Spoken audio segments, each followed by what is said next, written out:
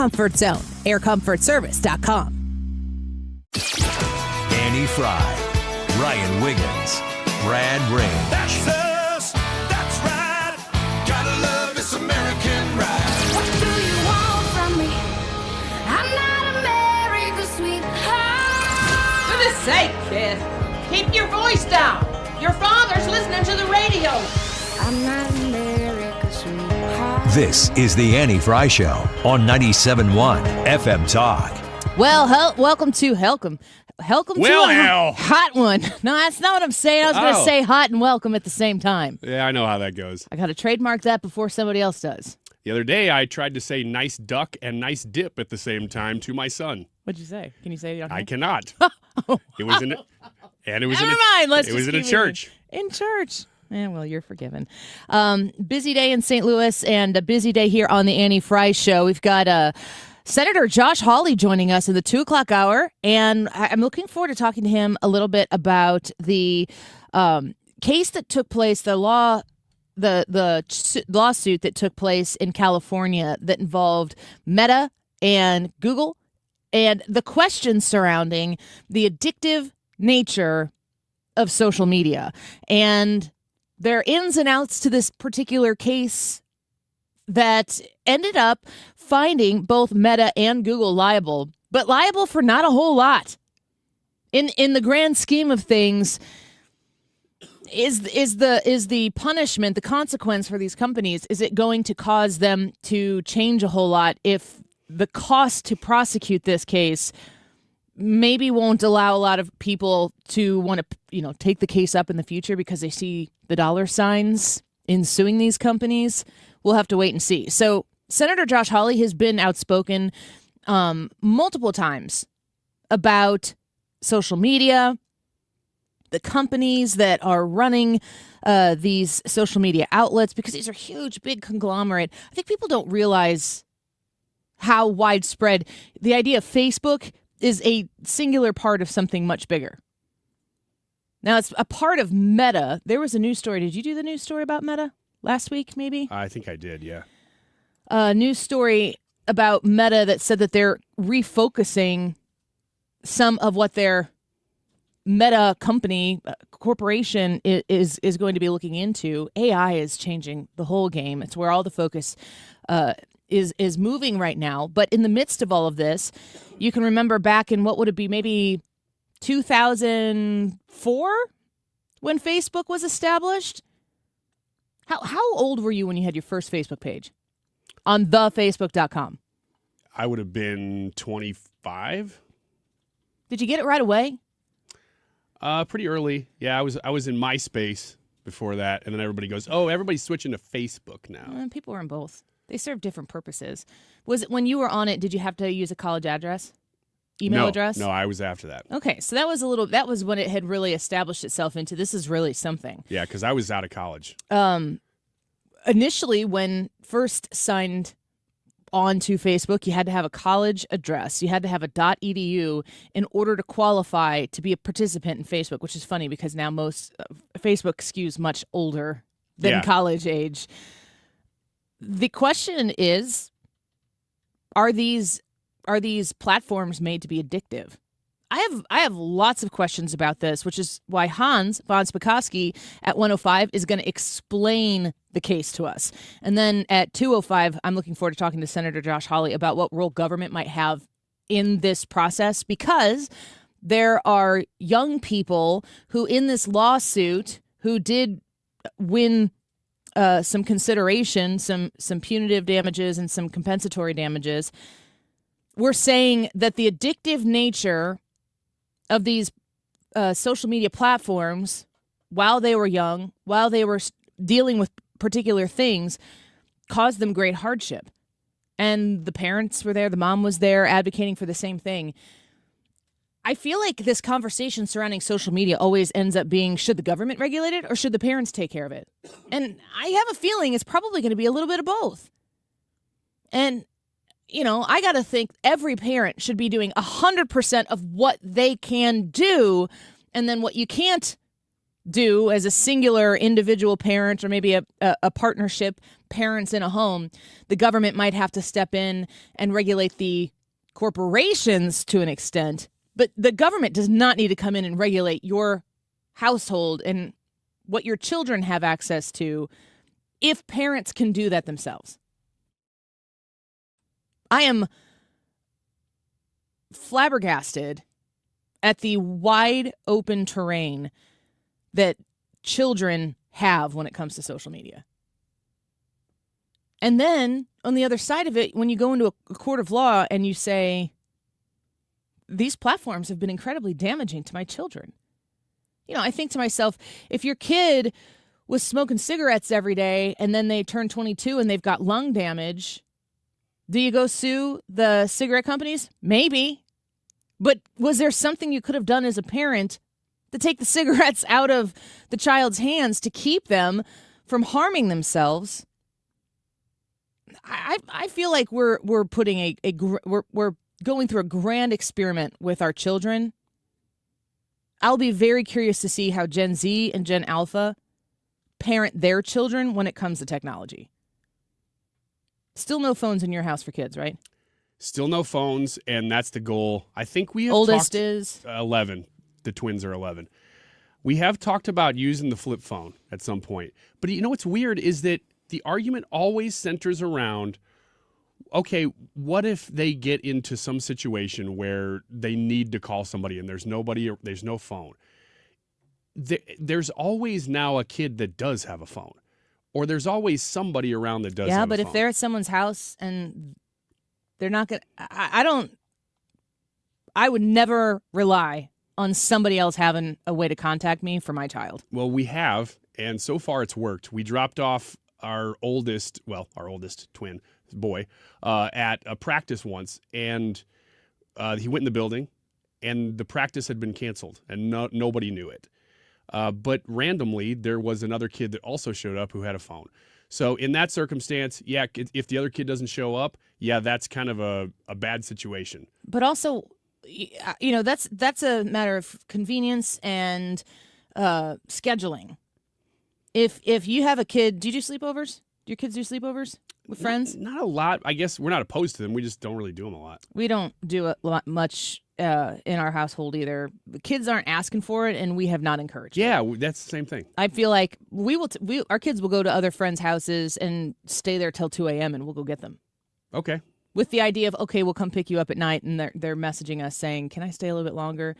And I much rather facilitate that than the overnight thing for a myriad of reasons. But there are a lot of circumstances where my older two children who do have phones right now, and folks, when kids are asking for phones, they don't want a phone. They want a computer in their hand that allows them to connect to anybody at any time and do all the things that all the other kids are doing. That's what they want. They don't actually really care about the contact part at all. However, as a parent, the contact part is the only part that I care about. The ability to communicate, that's the important part of having a phone. If your child is in a situation, a social situation, and it doesn't mean the sky's falling, but if they feel comfortable, they need to have a way to immediately contact you so that you can remove them from that situation. That's been my experience. And along with putting a phone in a child's hand, in a teenager's hand, you know, I see people who have phones that are younger than 5th grade. They have Snapchat, they have Instagram, they have, trying to think of all the ones that they want to have. TikTok certainly is a big one.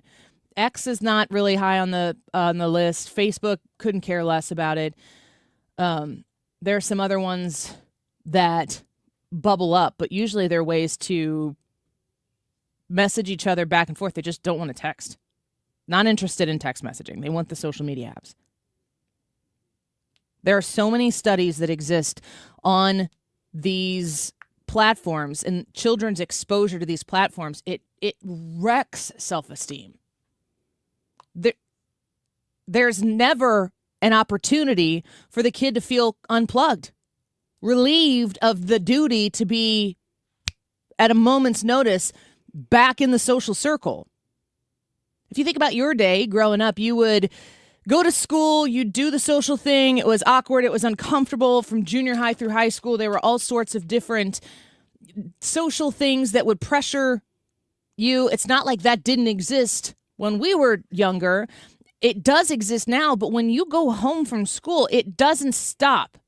Everybody is in communication 24/7, and a lot of these kids, they take their phones to their bedrooms at night, and they can communicate way into the night, 7 days a week.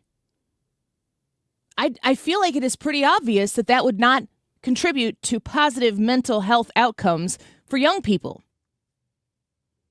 Do you ever stay up late at night scrolling stupidly on your phone going, why am I doing this? Yes.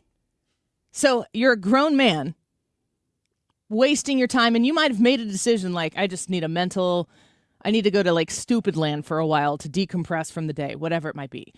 You're making a decision when you do that, but it's not probably, of all the decisions you can make, it's probably not the one that's absolutely best for you. 100% agree. Okay. Might be funny. And I tell myself that in the moment. Yeah. Do you ever think to yourself, what am I doing? Yes. And then keep doing it for half an hour. And then you just continue on with it. Kids are not programmed with an understanding of how to utilize social media, and this is evident by the fact that adults are not programmed for it. It's entirely consuming for these young people, and we are at that fork in the road where societally, culturally, maybe legally, we are going to have to determine who sets the guardrails. If the parents are unwilling to set guardrails, is that just are the kids just SOL? If the parents are unwilling to set guardrails on this or any other thing, our whole society is SOL. Well, that is where it potentially becomes a problem for government to fix. Because if it's not a personal decision in a household of how I'm going to raise my kid, you can't tell me how to raise my kid. Does the way that social media pulls children in, does the way that affects society have a broader effect on the community as a whole? Because if it does, then I think you're making an argument for government intervention at some level. And my mindset on this is certainly that the government intervention should be with the companies and how the companies can reach the children, not in the homes with the families. I love Outnumbered. It's probably one of my favorite shows on Fox, certainly in the daytime. But there are a lot of women who are on this Outnumbered show, and they have young children. Young children. Children who want your phone so they can watch Bluey. Young children. And they'll have a roundtable discussion about this. They, like me, are aghast at what young girls are going through in this social media landscape. And they are all like, I will not let my child, I will not allow my kid. They will not be on social media. And, they're like, you just have to stand strong. And I'm saying, I've been preaching this the whole time, right? You've heard me say this over and over and over again. I am strict about this. My kids have resigned to the fact that mom and dad are just going to be like this. It, in many cases, leaves them out. I feel bad about that. I tried to do as much as I can as a parent to allow them to be present, to drive the car to the place, to get them to the social thing, to ensure that they are participants and not being held back by me in that regard, because I'm holding them back in a significant way socially on these social media platforms. But if you have not had your child come home and look you in the eyes with tears in your eyes and talk about how they are entirely left out of everything because they are the only person who doesn't have Snapchat, and it's true. They're being left out. Things are happening around them so that everybody's participating in something. And even while your kid's physically present in the social circle, they are not included in anything. I have established opportunities for my kids to go physically be places. I facilitated Cardinals games trips where let's go be somewhere together. They literally sit and snap the whole time. That's terrible. And listen, when you say as a parent, I'm not going to let my kid, I'm telling you, hold on to that and hold on fast to that, because it's going to be one of the hardest things you do as a parent is to stick to your guns on this, and you're going to ask yourself, can I relent on this a little bit? Is there a way to permit my child to have this access? Specifically to Snapchat is what I'm picking on the most here. Is there a way for me to open the door so that my kid can have some participation in where the social scene is? And the thing that we need to understand is that Snapchat is designed to ice out the parent. Snapchat is an application that is designed to allow young people, children, to communicate to each other in secret. Intentionally designed to not turn over information to parents when a child has been proven to be in danger. That's what Snapchat is standing for. So you have to ask yourself, is there any crack? I'm looking for any opportunity I can to give my kid the ability to exist in the space where the social stuff is. And when people are saying, and they haven't faced it yet, when people are saying, I'm not doing Snapchat, folks, I've been saying it, and I'm still looking for a way to make it possible for my kid to participate in it, and it's just not safe. I'm going to open the phones, and because I would love to hear from any adults that are listening right now. Kids, I don't know what kind of kids are listening at 1220. You hooky players. What are you doing today that you're not in school? That's what I want to know. But welcome. Yes. Call 314-241-9797. If you're a parent and you've gone down this road, do you have recommendations for people like me where I've got a 16-year-old and a 13-year-old? They have phones. They have Facebook and Instagram, but I'm on it like a hawk. And well, they both don't, but what advice do you give to somebody like me who's in the thick of it? What advice do you give to someone like Ryan who's saying, flip phone, yeah, but it hasn't been a problem for him yet? You said 12? 11. 11? When do they turn 12? May. Soon. Yeah. What is your advice to us? What did you do that really worked? What regrets do you have when it comes to phones and social media and children? What have you seen? Lay it on me. My ears are wide open for you and for the advice that you might have. 314-241-9797. 314-241-9797. Love to talk to you here in the 12 o'clock hour. We've got Hans von Spakovsky in the 1 o'clock hour. Nate Foy joining us. Calm yourself, Ryan. In 1:30, he was just in the Middle East. He's going to talk to us about that experience and his interpretation of what might happen next in the conflict overseas. And then, of course, Senator Josh Hawley at 2:05. Give us a call, 314-241-9797. Lay it on us. We want to hear your advice.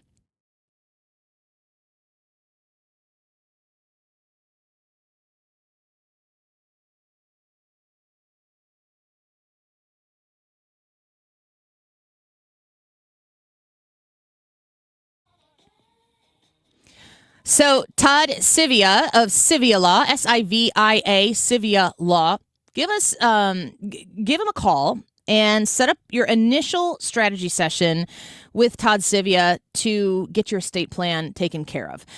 833-995-WILL, 833-995-WILL. That's the number to call. And the first 10 people to ring their phone right now, 833-995-WILL. Free strategy session for you. You got to throw my name out there so they know where you heard about it. But let's talk about wills and trusts and powers of attorney. They have a 2-week turnaround of completed documents from that initial sit-down strategy appointment session that you're going to have. 2-week turnaround, and boom, you're done. You can avoid probate, which is going to cause you a loss of money and time and certainly privacy. The questions that you want answered and even the questions you didn't even know you had to ask, the experts at Sivia Law are going to walk you through this process with ease because they help you through life's transitions. Call and mention my name to get that free strategy session, 833-995-WILL, SiviaLaw.com. Hey, it's Mark Cox. Take your lawn from good to great with my friends at Lawn Enforcement. I'm talking expert lawn care services to keep your lawn in order. And here's what they'll do for you. Anybody can mow your grass. At Lawn Enforcement, they want to enhance your property. They'll do the mowing and the trimming. They'll fertilize and implement a weed control program and erosion control, which includes retaining walls if you need it. They can landscape. They can design and install your flowers, your shrubs, your trees, all of your hardscapes. No project is too big or too small for my friends at Lawn Enforcement. You can check them out online at yourlawnenforcement.com. So instead of envying your neighbor's lawn, your neighbors are going to be wishing they had the lawn and landscape that you have. Go ahead and enjoy your space. Be proud when you entertain your friends and your family. They've been in business for over 30 years. Be sure and tell them Mark Cox sent you. Go to yourlawnenforcement.com. Wesley Financial Group is not a law firm, and Chuck McDowell definitely not an attorney. This is Chuck. If someone talked you into buying something really silly and you want to get out of that silly little thing, my advice, get the facts. Call me and I'll send you our timeshare exit kit absolutely free. Inside, you'll learn how timeshare works and all your options for cancellation. Call Wesley now for your free exit information kit. 800-948-7878. That's 800-948-7878. Nothing makes a gathering great like Eggland's Best Eggs. They're just so delicious with better nutrition, too. For us, it's eggs any style, as long as they're the best. Eggland's Best. Better taste, better nutrition, better eggs. Annie Fry is St. Louis conservative.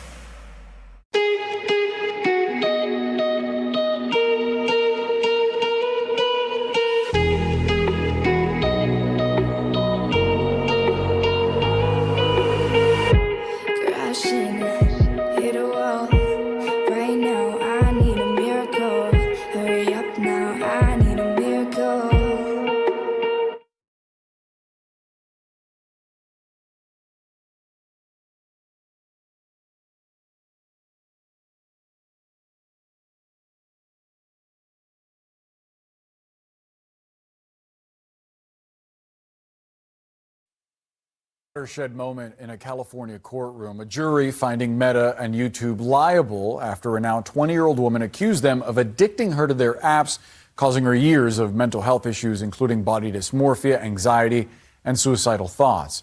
After more than 8 days of deliberations, the jury ordered the companies pay the woman $3 million in compensatory damages. Jurors are still figuring out what punitive damages are going to be.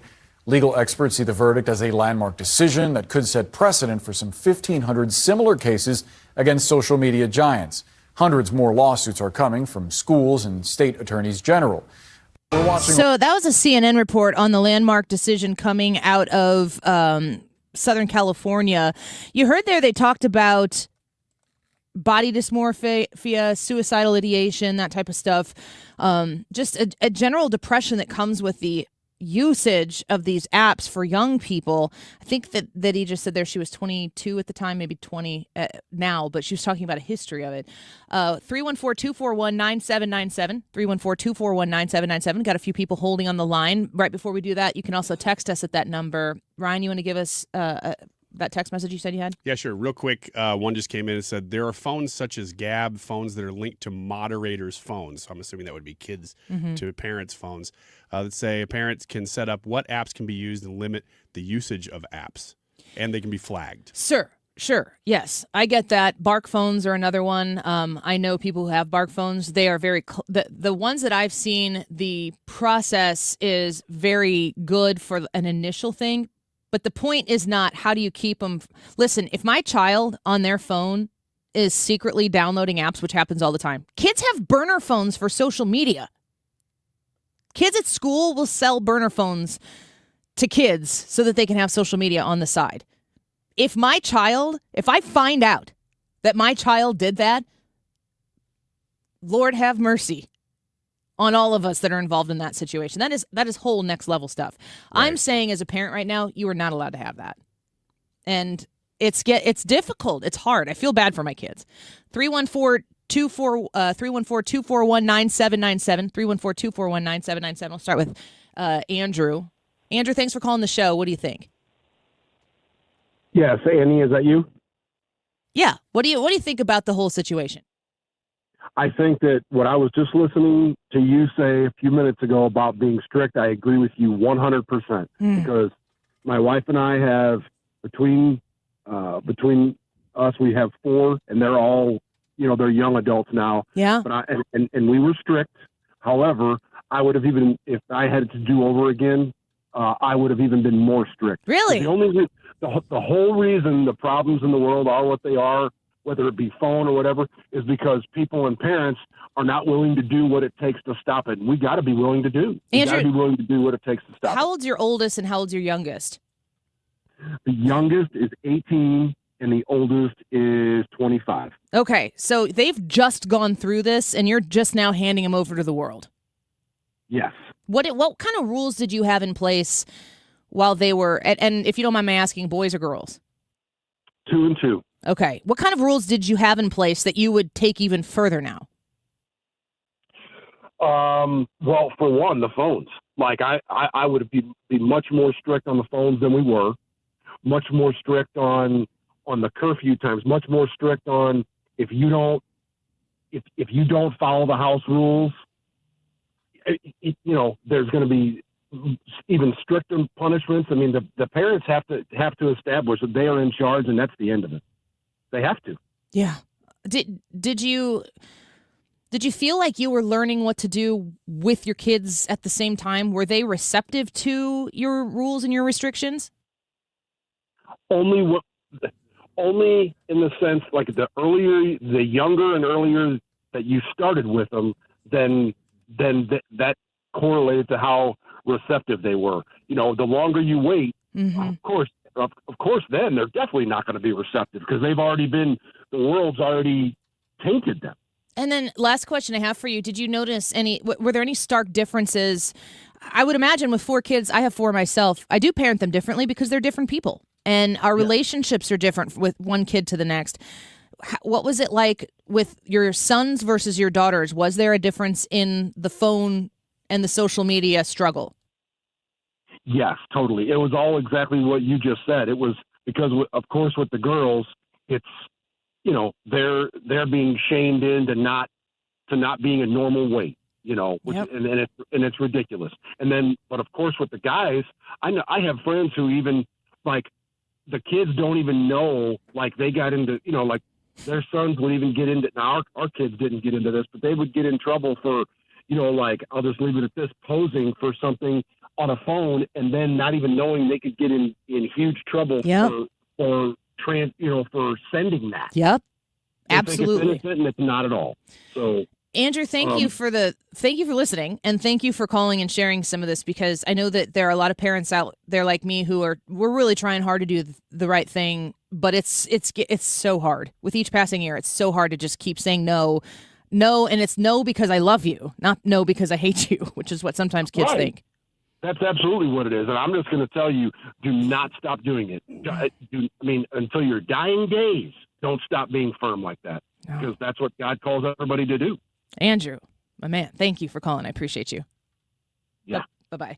That's really encouraging, especially that 18 to 25-year-old range. Like I would be thinking at that time, what if I woulda, should I have? Encouraging to hear could I have where he is in life, looking back going, you know what? No regrets other than maybe I should have been stricter. Yeah.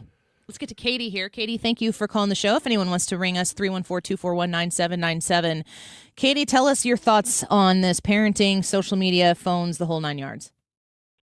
Sure. I come with the background of 4 kids trying to manage this and navigate this whole scene. How old are they? Really, I've got 2 high schoolers, a middle schooler, and an elementary age daughter. And it's hard. It's really hard. And it's hard to feel like you're the only one who's holding a line with your kids and saying, I love you and I do trust you, but what is out there is garbage. And I don't want that for you, but I think our job as parents is to help our kids become their own filter. Yeah. Help them realize that, like, you really don't want this. You really don't want everyone to know where you are every second of the day.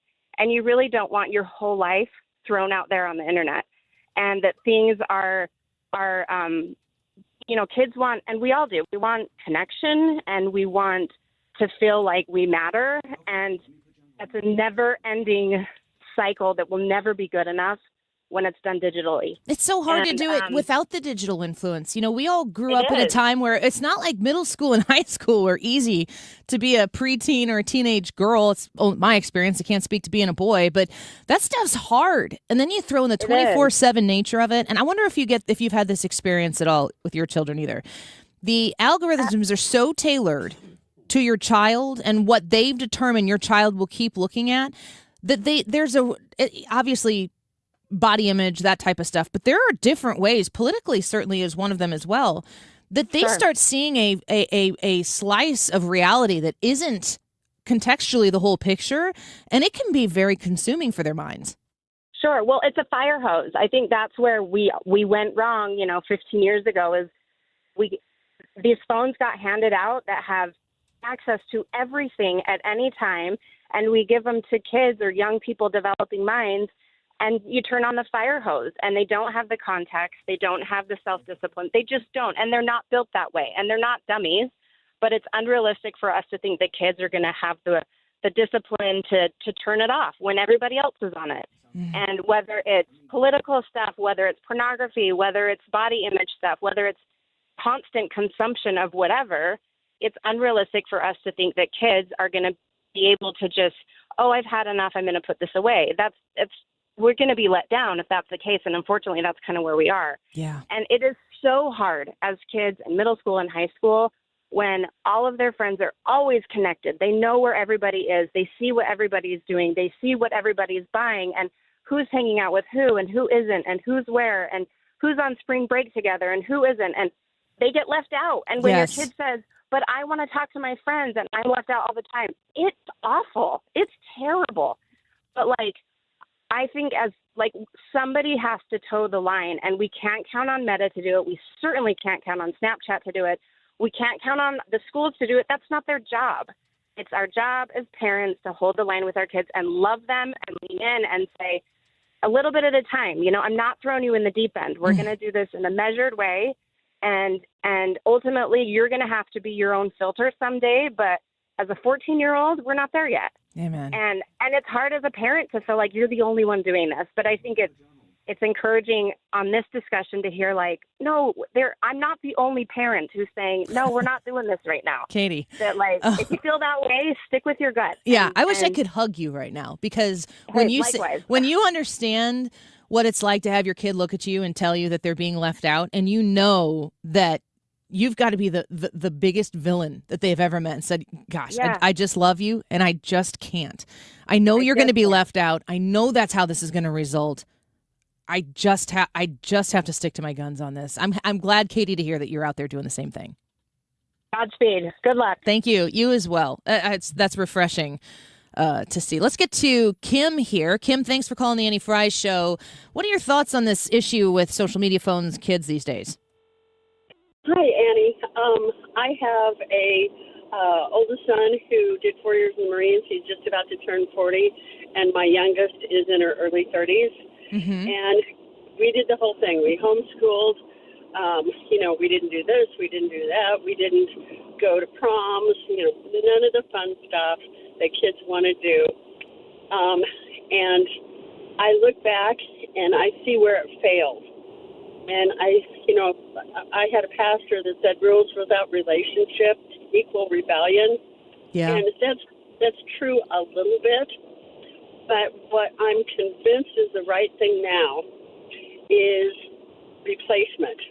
If you're going to take their privileges or phones or whatever away, what are you going to replace it with? What are you going to do that's going to help them move forward instead of just protecting them from the bad stuff? And the one thing that I have found that I hear over and over and over again from years past up until today is kids that say, the one thing that kept me away from bad kids, drugs, and bad stuff like phones is I got into horses. And maybe it's horses for some people. Maybe with my middle son, he flourished when he joined the Civil Air Patrol. When he dropped out of the Civil Air Patrol, he just lost all focus. Well, Kim, I think that's incredible advice. Thank you for calling and for adding a constructive element to this, because that is 100% true, that replacement is the way you do it. And I'll be honest with you, and if you've listened to the show, if you know me personally, we take vacations as a family. That is really my replacement. With my children, we go places. We try to manifest experiences, small experiences, big experiences, whatever we can manage, to replace what we're taking away and try to give them real, tangible, like you are in the middle of a reality situation here, as opposed to the slog of never-ending scrolling that Ryan and you and I both said already. We subject ourselves to, and we're adults. Let's talk to Curtis. Curtis, thank you for calling the show. Appreciate you. What do you think about phones and children and social media these days? Well, as far as the phones go, I mean, all teenagers nowadays have a phone. You just got to keep an eye on it. You got to monitor it. Know what those kids are doing with the phones. Actually, what I called in about was the discipline side of the issue in regards to my 3 children who now are in age range from 31 to 35. I'm divorced now, but my ex-wife and we didn't get divorced until our youngest child was 18. So she was involved in the discipline too when we were bringing our kids up, and we did spank occasionally. I looking back, between all 3 kids, I can probably think of 8 to 10 times when they did get spanking when it was warranted. But what I wanted to say was, her and I talked about different forms of discipline before we ever spanked our oldest child. Whenever he was little, and we decided that we would never spank right away. If we decided spanking was warranted, we would think about it, we would talk about it. And, it would never be done out of anger, and there would be a discussion about the spanking also. Curtis, I think, too, thank you for the phone call. I think that the idea of discipline wrapped in with, we're talking about things you permit your kids to do and things that if they're out of line that they don't get to do. I would add that the phone for my kids and the social media that they do have is 100% a privilege. I remind my children regularly when I'm joking with them or if I feel like they're trying to press a point. Don't forget you're using my phone. That's Dad's phone. We're allowing you to use it. And they know, too, my kids know that I can walk up to them at any time and say, hey, let me see your phone. They don't even get to look at me cross when I ask for that. If they go, oh, Mom, then I'm not giving it back. You're not going to get it back. If your grades were slipping, if you can't, get out of bed and get to school on time in the morning, if you roll your eyes when I tell you to go clean your room because you're sitting on your phone, guess what? You're sitting on my phone. And I would like to have that now, please. But discipline, you have to have clear parameters for your kids to understand how to function. And understanding that all of this is a privilege, I think, is a good way to allow them some access at some points. Michael, thanks for calling the Annie Fry Show. What are your thoughts on the phone and social media issue with kids? Well, I've got a great advantage. I have 8 children. Ooh. 5 of them are already grown up, but with those 5, I didn't control it. It was a disaster. No friends, no discipline. They were recluse. I never got them out of their room. They never went outside. They gained weight because they were not active, and they rebelled unknowingly and knowingly to me and their mother throughout. Did you change then midstream? I changed because I had a little gap, and I had 4 more. So good for you. 4, we approach differently. You are right. Phones is a privilege, not a right. Discipline is very required. They don't need a phone until they're 14, 15, because if you're 12 or 10, you should be with a parent that has a phone if you need to get a hold of me or their mother. Now, what we did with the younger kids, you have to replace that. We homestead in the suburbs. We have a huge garden. We make and grow most of our own food. We have chickens and all that stuff too.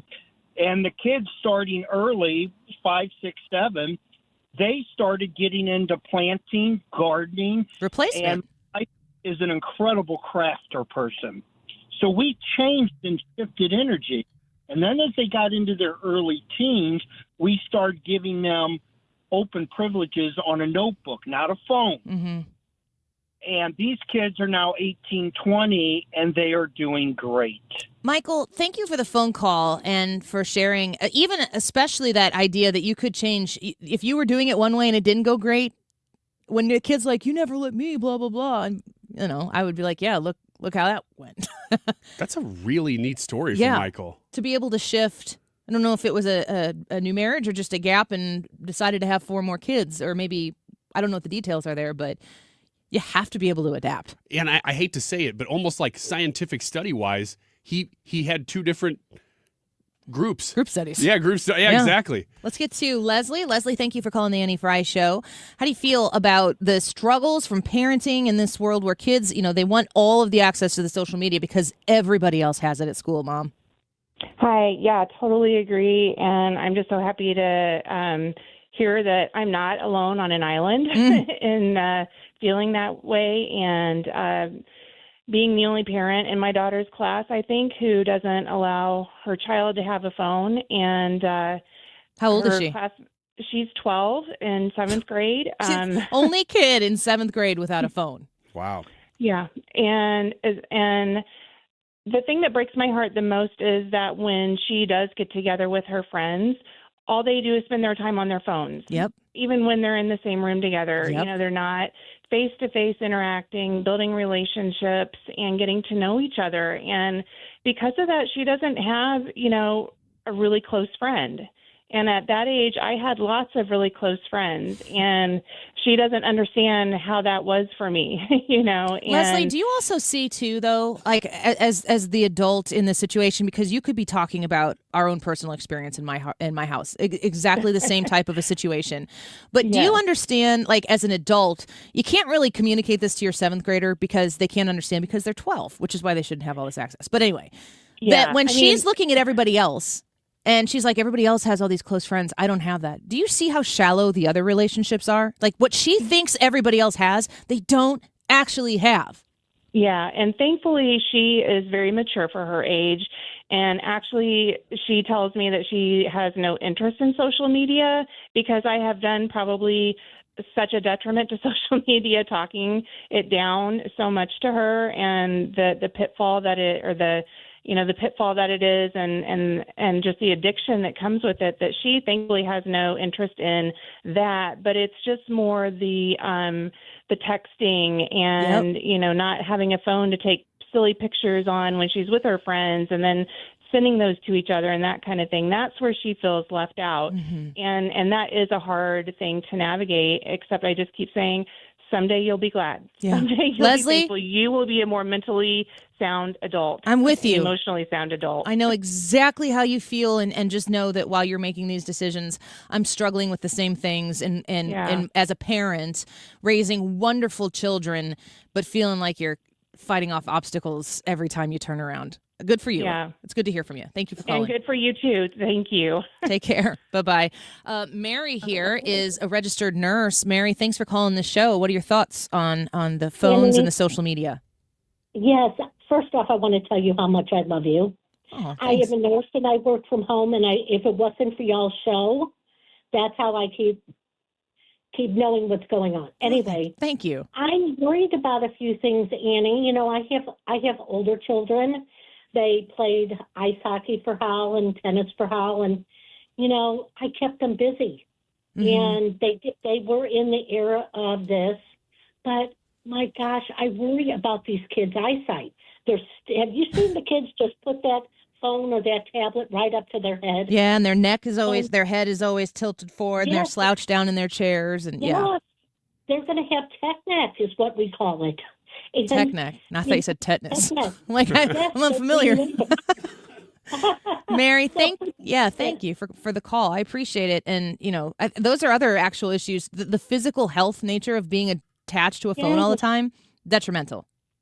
Eyesight and hearing. But I just think we parents too, my advice for you is just to remember there's no book with this. No, there is no right or wrong. You can say, you know what? I was wrong with this one, and this is how I'm going to change it. Or you know what? We were talking about it, and this time I think I'm going to stick with my regular decision. And you're the parent; you make the decisions. And I almost feel like that's a lot of excuse now, even with our government. If they start telling us, parents, grandparents, that we can't do this or that, well, we're not going to like it when they tell us other things our kids can't do. Yeah. We're making these decisions about, things that we don't want our kids to see, or the men and women's sports, and they say it's okay with younger kids. Mary, thank you for the phone call. Thanks for letting us keep you company, too, during the day. It's a real honor for us to be able to do that. Annie, take care of yourself and team. We love you. Thank you so much. Love you, Mary. Love you, Mary. I've got Jeff and Matt on the line. I'm going to take your phone calls. Ryan Wiggins has graciously accepted a relocation of Wiggins America. Boy, that was well put by a professional communicator. Well, thank you. You're welcome. Jeff and Matt also appreciate it. We're going to get to their phone calls when we come back. We'll have a little bit of time on the other side of this break, but wonderful phone calls. It's so awesome to hear other people who are experiencing this talk about what they've gone through and the advice that you have. So keep it right here. We'll be right back.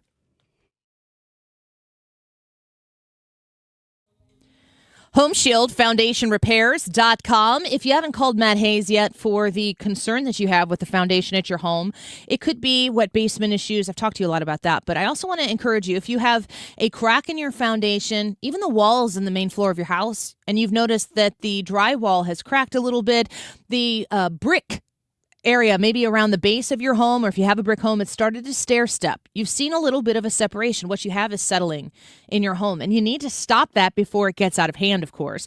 You want somebody who you can trust, and that's Matt Hayes with Home Shield Foundation Repair. If you go online to HomeshieldFoundationRepairs.com, you can learn all about the peering services that they offer you. They go above and beyond, far beyond what other competitors out there are going to do. They take the extra steps to ensure that you have the very best solution to restoring your foundation. Call Matt Hayes and mention my name, Annie, when you do at 314-271-9900. 314-271-9900. Online at HomeshieldFoundationRepairs.com. Paid for by government. The 1986 to 2021 United States Silver Eagle, the first ever U.S. silver dollar minted in 99.9% pure silver and is the best-selling coin in the world. These original and historic silver dollars have ceased production forever. They will never be minted again. For a limited time only, full-pound bags of original U.S. government-struck silver dollars are being released to the public. You can own a full pound of original U.S. silver dollar coins featuring Lady Liberty and the heraldic eagle, never to be struck again. Guaranteed. Call now to secure original United States Silver Eagles by the pound. The first U.S. silver dollars ever to be struck in 99.9% pure silver. Plus, receive a free bonus, an American Collector's Pack valued at over $40 and free shipping with every order. Call 1-800-560-6468 now to secure your full pound bag of United States Silver Eagle coins before they are gone. That's 1-800-560-6468. If you live in Missouri, have Medicaid, and need a caregiver, this message is important. Care at home is personal. That's why you may not want a stranger in your home to take care of you. You want someone who already knows you and your daily routines. With Freedom Care, you choose a trusted family member, a friend, or a neighbor. They will get paid after every shift to care for you, and it's 100% free to you. More than 70,000 people have already joined the Freedom Care family. Call your local Freedom Care. They'll check your Medicaid eligibility. Don't wait until a stranger shows up at your door. If you have Medicaid and need help at home, this care is available 100% free to you. Call Freedom Care now to see if you qualify. 314-343-1362. 314-343-1362. That's 314-343-1362. Freedom Care, we're here for you. Senator Josh Hawley is going to be on this show at 2:05, so be sure to stick around for that. It is 12:52 right now. This time check is sponsored by Jerry Kelly Heating, Air Conditioning, Electrical, and Plumbing. It's time for a $98 AC tune-up. JerryKelly.com. The Annie Fry Show is St. Louis conservative.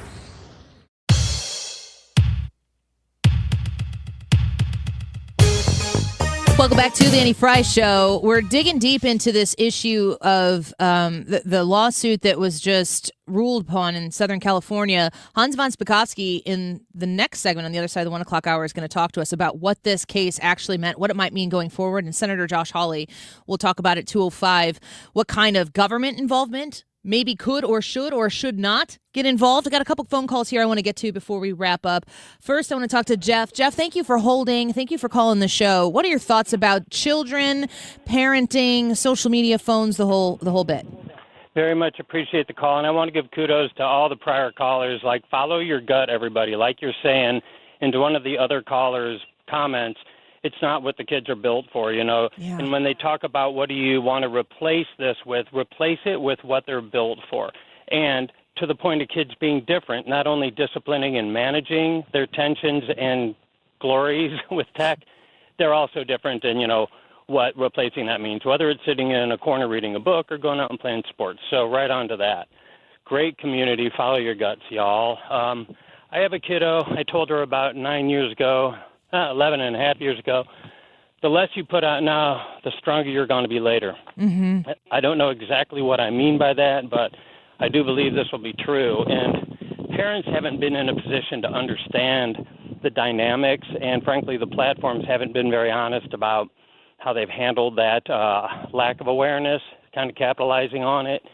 I'm so grateful. Yesterday, I just was gleeful, like rocket fuel, happy high.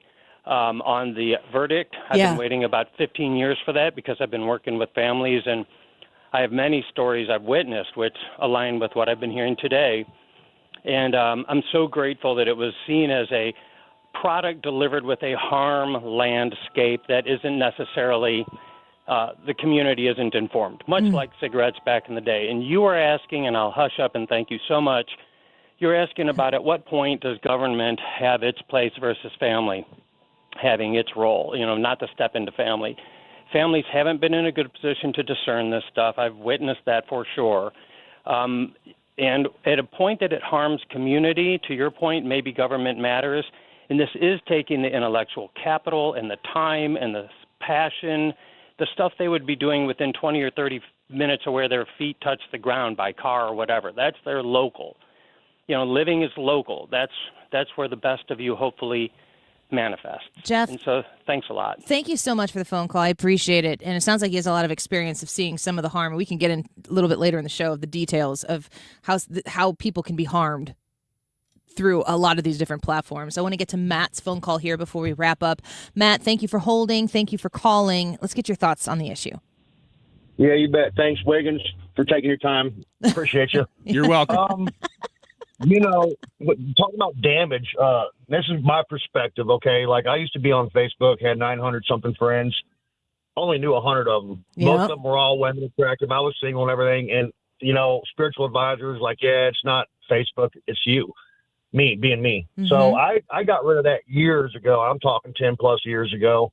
Now I have a 10-year-old son, and like the other guy said, lots of good feedback. I don't know what's coming my way with dealing with my son with the pressure of pure teen pressure and all that stuff, you know.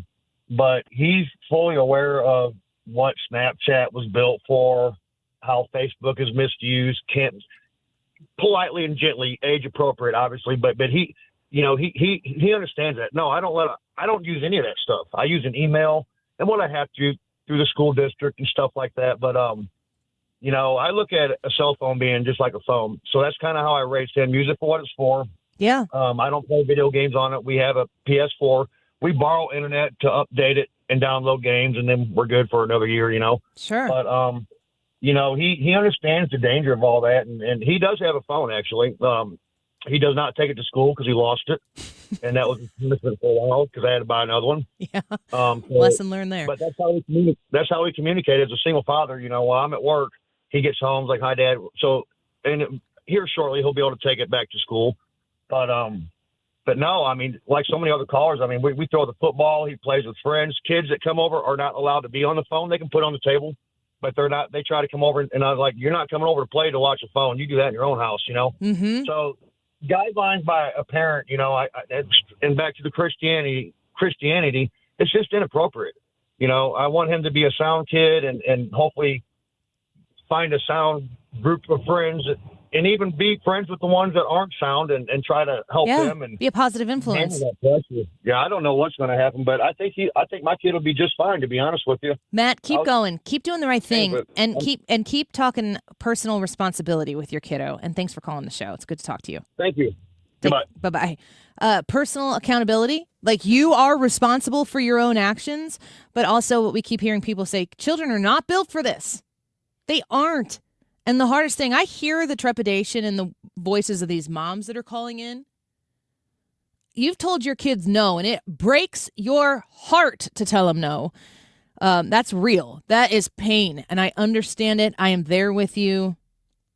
But if it's the right thing to do, we're the only people who will break our own heart to protect our kids. Hans von Spakovsky next.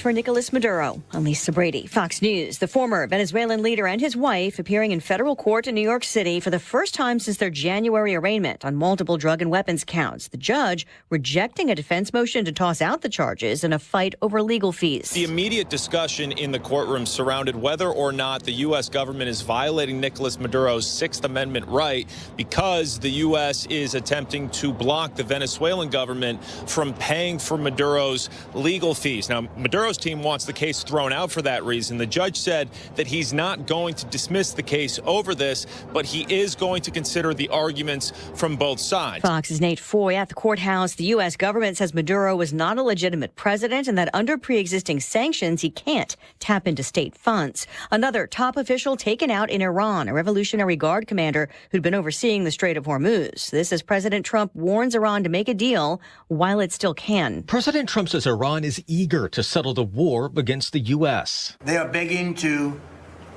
work out a deal. I don't know if we'll be able to do that. I don't know if we're willing to do that. The president says any agreement would begin with Iran abandoning its nuclear ambitions. Special Envoy Steve Witkoff confirms the U.S. has presented a 15-point action plan to Iran. We will see where things lead, and if we can convince Iran that this is the inflection point with no good alternatives for them, other than more death and destruction. President Trump has threatened strikes on Iran's power plants if talks fail and the critical Strait of Hormuz is not reopened by the weekend. Fox's Jared Halpern at the White House. A man who fled to China and his sister, who's in U.S. custody, now both charged in federal indictments after an explosive device was left outside a Florida Air Force base earlier this month. America is listening to Fox News. LifeLock, how can I help? The IRS said I filed my return, but I haven't. 1 in 4 tax-paying Americans has paid the price of identity fraud. What do I do? My refund, though. I'm freaking out. Don't worry, I can fix this. LifeLock fixes identity theft guaranteed and gets your money back with up to $3 million in coverage. I'm so relieved. No problem. I'll be with you every step of the way. 1 in 4 was a fraud-paying American. Not anymore. Save up to 40% your first year with promo code NEWS at LifeLock.com. Terms apply. I move mountains for a living. Literally.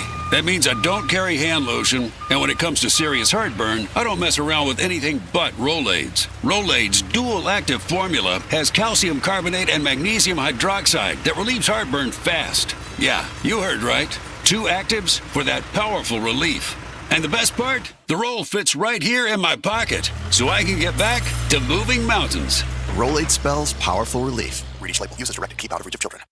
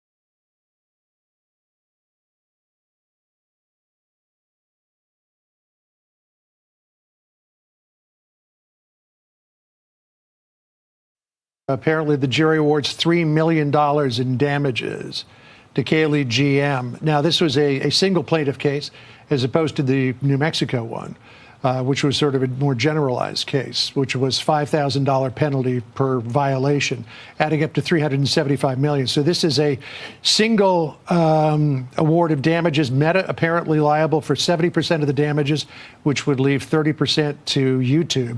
So a $3 million award for Kaylee GM. So that's a report there from Fox News about this lawsuit that came to its conclusion here this week. I wanted to get to our friend Hans von Spakovsky right away to talk about it because the legal ramifications of something like this, will this breed more? Did Meta actually win on the end because the damages weren't enormous?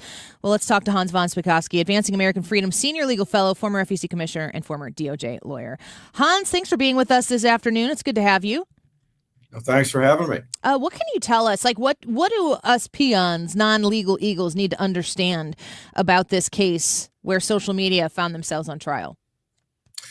Well, first of all, people need to understand that, the lawyers here were very clever. Remember, when the internet was first developing and all these social media platforms were first going up, Facebook, et cetera, Congress passed a law basically to protect them. And what the law said was that if I put something bad on Facebook about you and you want to sue for defamation, you can sue me, but you can't sue Facebook, the social platform where it got posted. And that's what the federal law said. So in these cases, they were claiming all kinds of damages, emotional, et cetera, to these kids for what they were seeing on YouTube, et cetera. They couldn't sue over the content. So instead, they said, we're suing because of the design of the platform. You designed the platform to be addictive. And that's how they got around that bar against liability that the federal government put in. I got to tell you, Annie, I think these are absurd cases. And I'll tell you why. They're huge damage awards against these companies because why? Well, because these kids were, for example, watching YouTube. Well, I got two words for you. Parental irresponsibility. Yeah. If you think your child is somehow being affected by watching something on YouTube, take them off YouTube. Why did you give them a phone? Why aren't you restricting their use of the phone? You know what this reminds me of? This is like a father who, as soon as his son turns 16 and gets his driver's license, goes out and buys and gives him a Porsche. When the kid then kills himself in a high-speed crash, he says, the Porsche automotive company, they're responsible for this. And that's, I think, what's happened in both of these cases. Hans von Spakovsky speaking with us. I've got 4 kids myself, Hans. The oldest is a 16-year-old son. I've got a 13-year-old daughter and then a 9 and a 4-year-old. So they're not quite in the mix right now with social media and all that. And Right. my older two, they're involved in it. But as you're saying here, there is a lot of parental supervision and an enormous amount of limitation that is put on my kids to their dismay, that I look at how I was listening to some of the things coming through with this trial, and the mother saying that she would be on her phone or in her devices or in all this stuff all day long, and it just created all of these bad self-images and bad thoughts and everything. And I don't know how a parent doesn't go, that's now mine, and you are no longer going to go down this path that causes you to have all of these negative ideas about yourself and about other things. But at the same time, I'm also wondering, is it possible that these platforms are intentionally, algorithmically targeting the eyeballs of young people and using it for monetary value? So I'm kind of on both sides of the issue, but first and foremost, where are the parents? Well, look, that may be, but I don't think there's that much difference in design when you're trying to sell a product between getting teenagers and folks who are 20, 21 and older, now adults to get into it. But look, they're selling a product, and I guess I don't particularly like Mark Zuckerberg. I don't like his politics. I don't like some of the things Facebook did in canceling the accounts of people who had conservative views. Yep. But I don't think they are liable for the fact that a mother didn't prevent her child from using Instagram, which is just a communications device. Again, the parallel to this is it's as if some kid got hooked on daytime soap operas and spent all day binging watching these soap operas, and it caused them some kind of emotional problems. The mother then suing the producers and the TV shows for having produced those. Why didn't she just turn off the TV? And it's the same thing with these telephones. A 12-year-old, for example, why do they need a cell phone? Why do they need something that gives them access to stuff all over the world that a kid that age shouldn't have? There's no reason for that. We're speaking with Hans von Spakovsky about this trial that resolved was the liability was found for both Google and for Meta in the case of this young person who said that they suffered great harm due to the exposure to it. Do you feel like is there any culpability on these platforms? It's still a little bit of an uncharted territory from a long-term usage case, but not just with kids. I mean, they're maybe addictive, intrusive. Like if you understand digital advertising, if you understand targeting and algorithms, I do feel as though these corporations are definitely outwitting, outgaming, and manipulating the public to keep them, to persuade them. Is there any sort of liability that they might face for that in the future? Well, look, they could, but I think this is an area where if you think there ought to be some kind of regulations on this, frankly, you ought to do that through the law, and to do things like, for example, as you know, we had a Supreme Court case in which Texas passed a law saying if you're going to access a pornographic website, you've got to provide proof that you're 18. And that's the kind of thing that could prevent what all these people are claiming are happening. I can tell you that every ambulance chasing tort lawyer in the country is now going to be racing to the courtroom. There are literally going to be thousands of lawsuits filed, and everybody out there who likes the modern communication system, the fact that they have all these ways of sending messages and accessing the internet, well, do it while you can, because those kind of lawsuits, thousands of them, could frankly bankrupt these companies, no matter how big they are and how financially well off they are, if this goes unchecked. Kind of a death by a thousand cuts scenario Yes. there. If we could shift gears before we let you go, we're speaking with Hans von Spakovsky, Advancing American Freedom Senior Legal Fellow. I do want to touch base with you on the latest out of the Save America Act, the voter ID initiative by most of the Republicans, but I guess not enough of the Republicans in the Senate to get the job done. Fox News reports Senate Democrats have blocked an amendment to Trump-backed voter ID legislation that would have done something they publicly support, require photo ID to vote in federal elections. Democrats, including Senate Minority Leader Chuck Schumer, have shown interest in voter ID, which has grown in popularity among voters across the country. He said, Democrats support voter ID. In fact, we included it, and it is included in our freedom to vote legislation several years ago. But they still, Democrats blocked an amendment to the Safeguarding American Voter Eligibility, SAVE America Act from Senator from Ohio, meant to put them on record for that position. Schumer's talking out of both sides of his mouth. It seems like in the Save America world that we're trying to get going in here, the voter ID part, he wants to say publicly he agrees with the majority. But then in this instance, he's not really backing that up. Yeah, no, look, Chuck Schumer is a liar.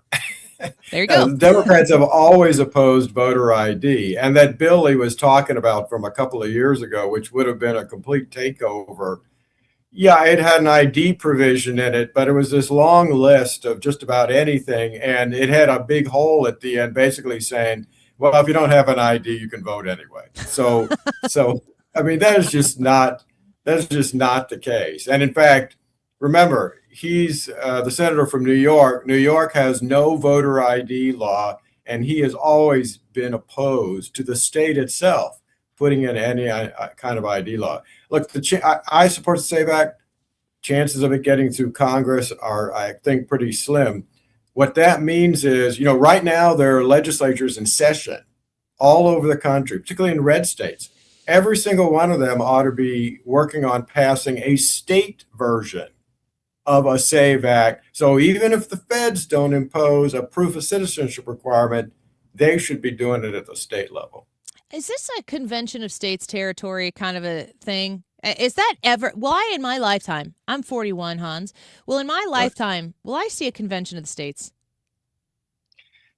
Well, look, a lot of people have been talking about doing that because it would be otherwise too tough to get some good provisions through Congress if you want to get a constitutional amendment.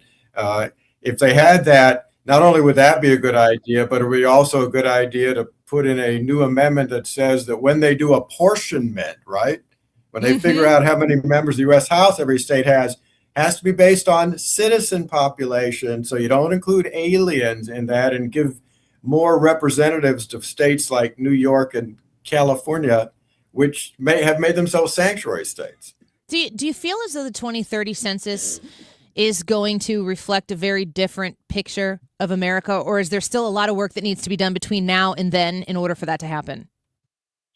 It all depends on whether the Trump administration and whoever gets elected in 28, if it's a Republican, can get a citizenship question back onto the U.S. Census. Remember, Trump tried to do that before the last census, wasn't successful. They've got to try to get that done now, even though it is a few years before the 2030 census. One thing I'm getting a little bit from the feedback of our audience that's watching us on YouTube, there's this question that always comes up when folks like you and I talk about these things. They say, we don't really have illegals voting. That's not even really a thing. Voter fraud doesn't actually really even exist in any real measurable way. Hans? Well, that is just not true. I mean, I can cite to you cases all over the country of cases that have been overturned by fraud. These are proven cases proven in court.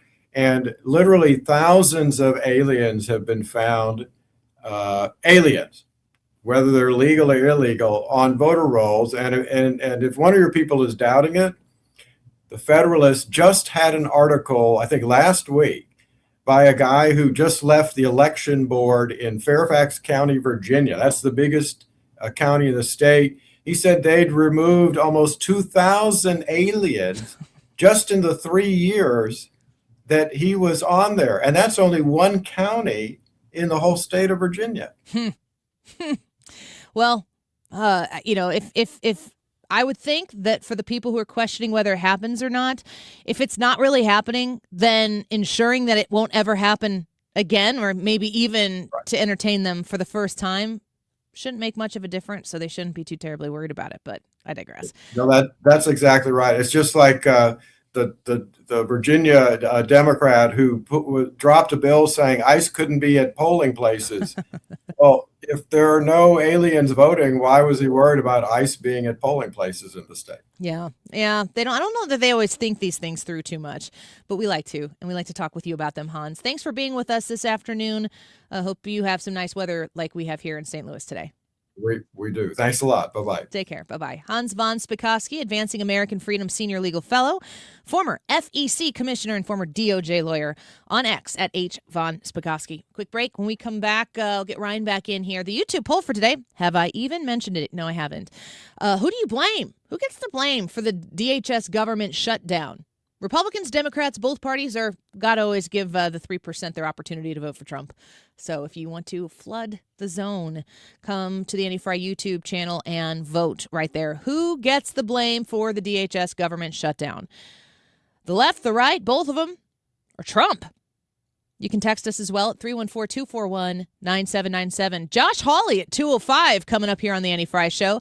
And at the bottom of the hour, Nate Foy, Fox News correspondent, has been in the Middle East, understands from a first-person perspective some of what's going on there. Nate Foy in 10 minutes. We'll be right back.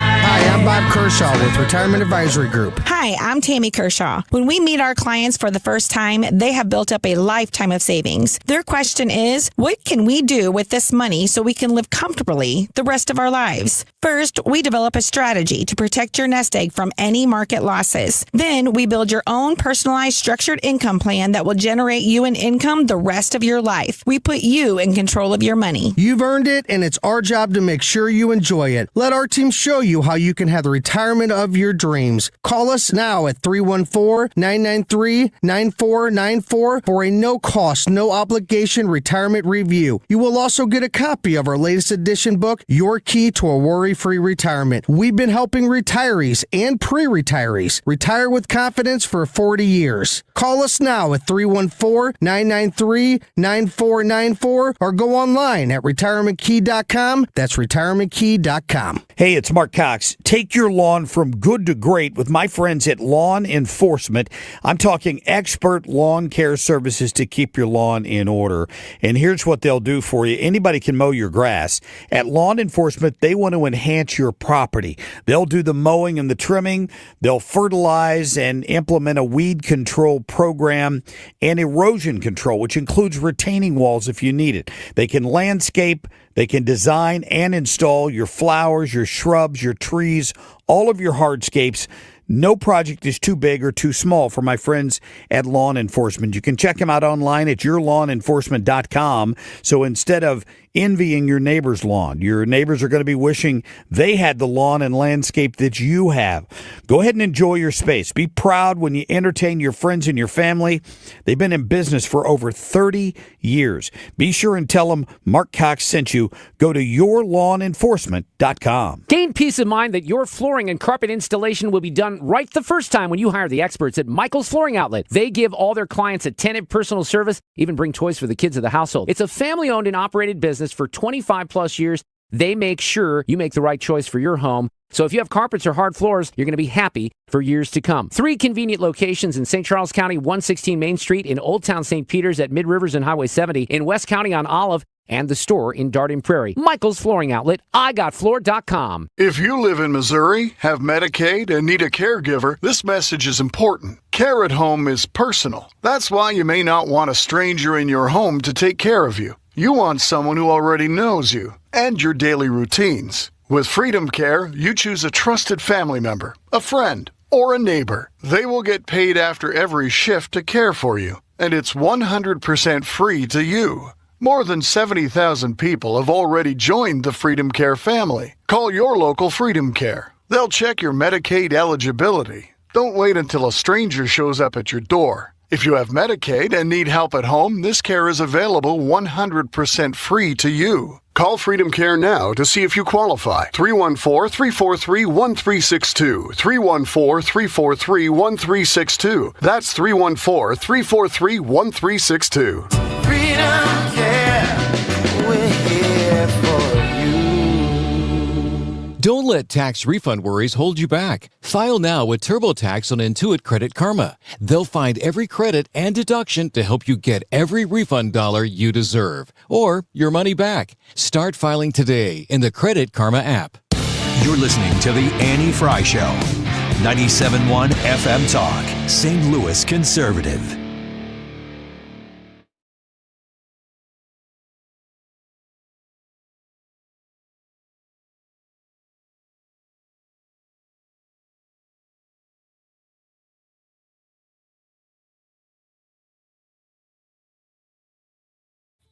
Welcome back to the Annie Fry Show. It seems as though TSA is getting worse by the day as far as people not showing up, people quitting. I mean, how many paychecks could you just not get and then continue on living your life? I don't understand what the Democrats' long game is here on the shutdown from a PR standpoint, because with President Trump having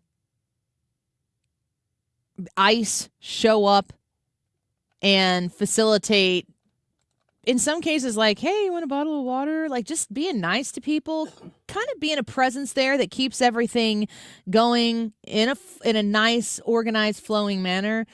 ICE being present has not been a PR disaster. And if you were somebody who was just kind of in the, it's easier to hate ICE because I'm afraid of the people who would maybe be mad at me if I didn't say something negative towards ICE. If you encountered this in the airport, because all kinds are flying out there, I don't feel like this is going to, from a PR standpoint, hurt President Trump.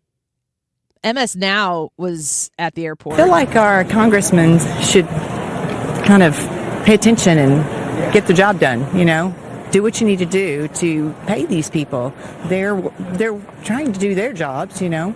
If their salary was cut, would they be able to sustain for a while? A lot of these people are not making a lot of money in the first place, and now it just it's hard to expect somebody to come work for free. I'd like to see our congressmen stand in this line and see if they enjoy it like the normal everyday voters do. So remember this when you vote in November about who caused this. Do you profile people when you see them and you're like, oh, that's a right-leaning voter? And then they start talking and then you're like, oh, maybe not. Or vice versa? Yeah, I do. I do it unintentionally, but I do it. I'm probably right 60% of the time. I love being pleasantly surprised one way or the other, being like, oh, okay. Because it reminds me to have an open mind about people. There are videos out on X, and I haven't gone to great lengths to verify them, but Debbie Wasserman Schultz and Nancy Mace, both congresswomen, both getting escorted to the front of the line.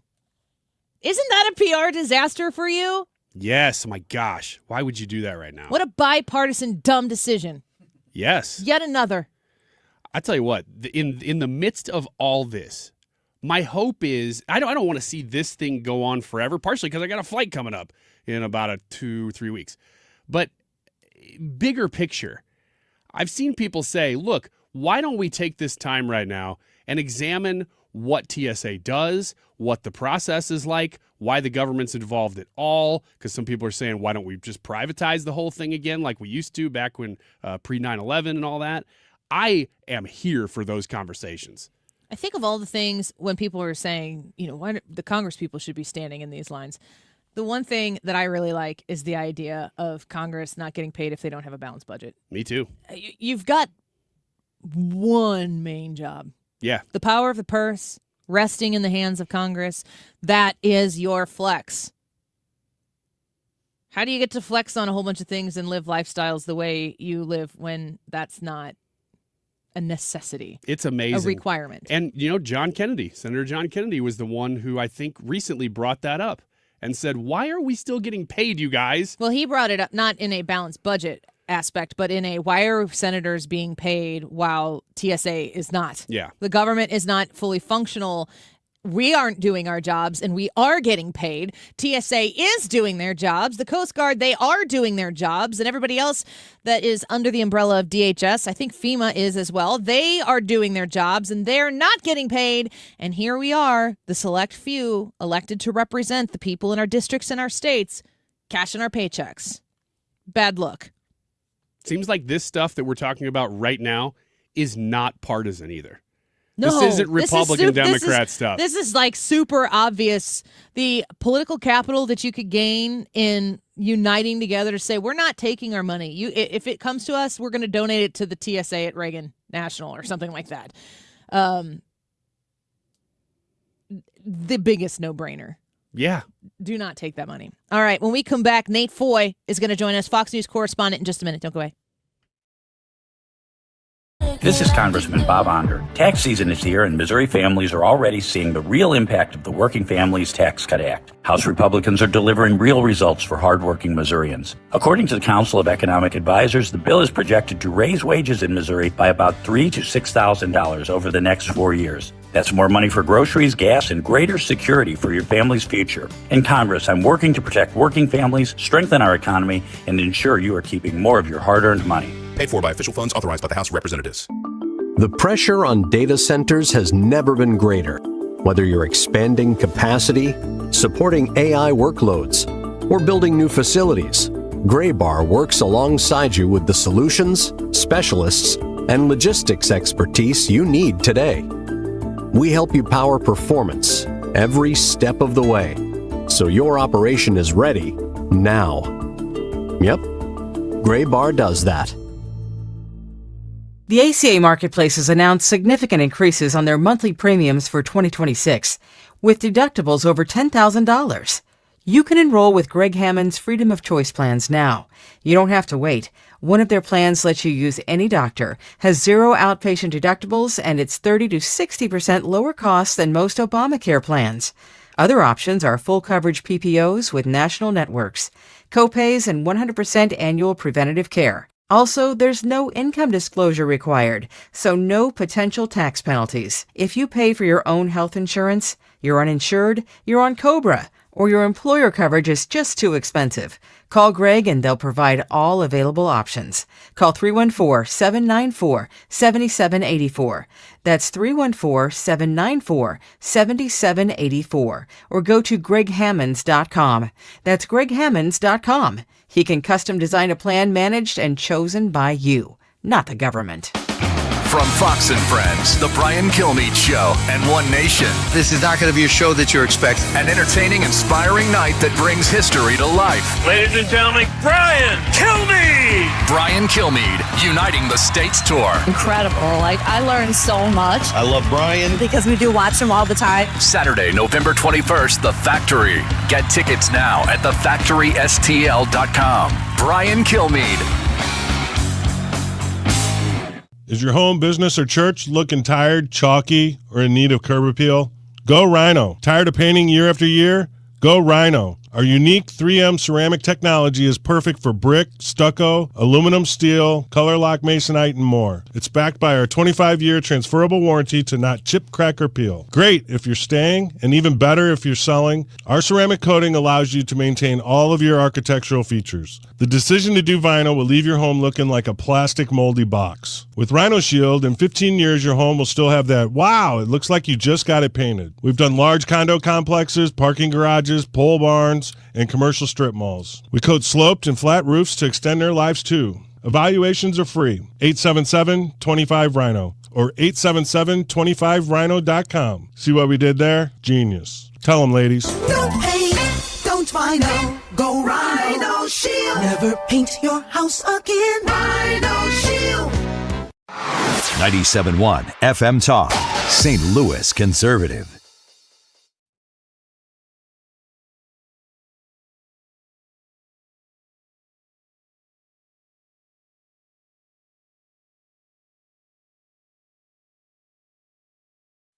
But they now have the chance, that is, Iran, to permanently abandon their nuclear ambitions and to chart a new path forward.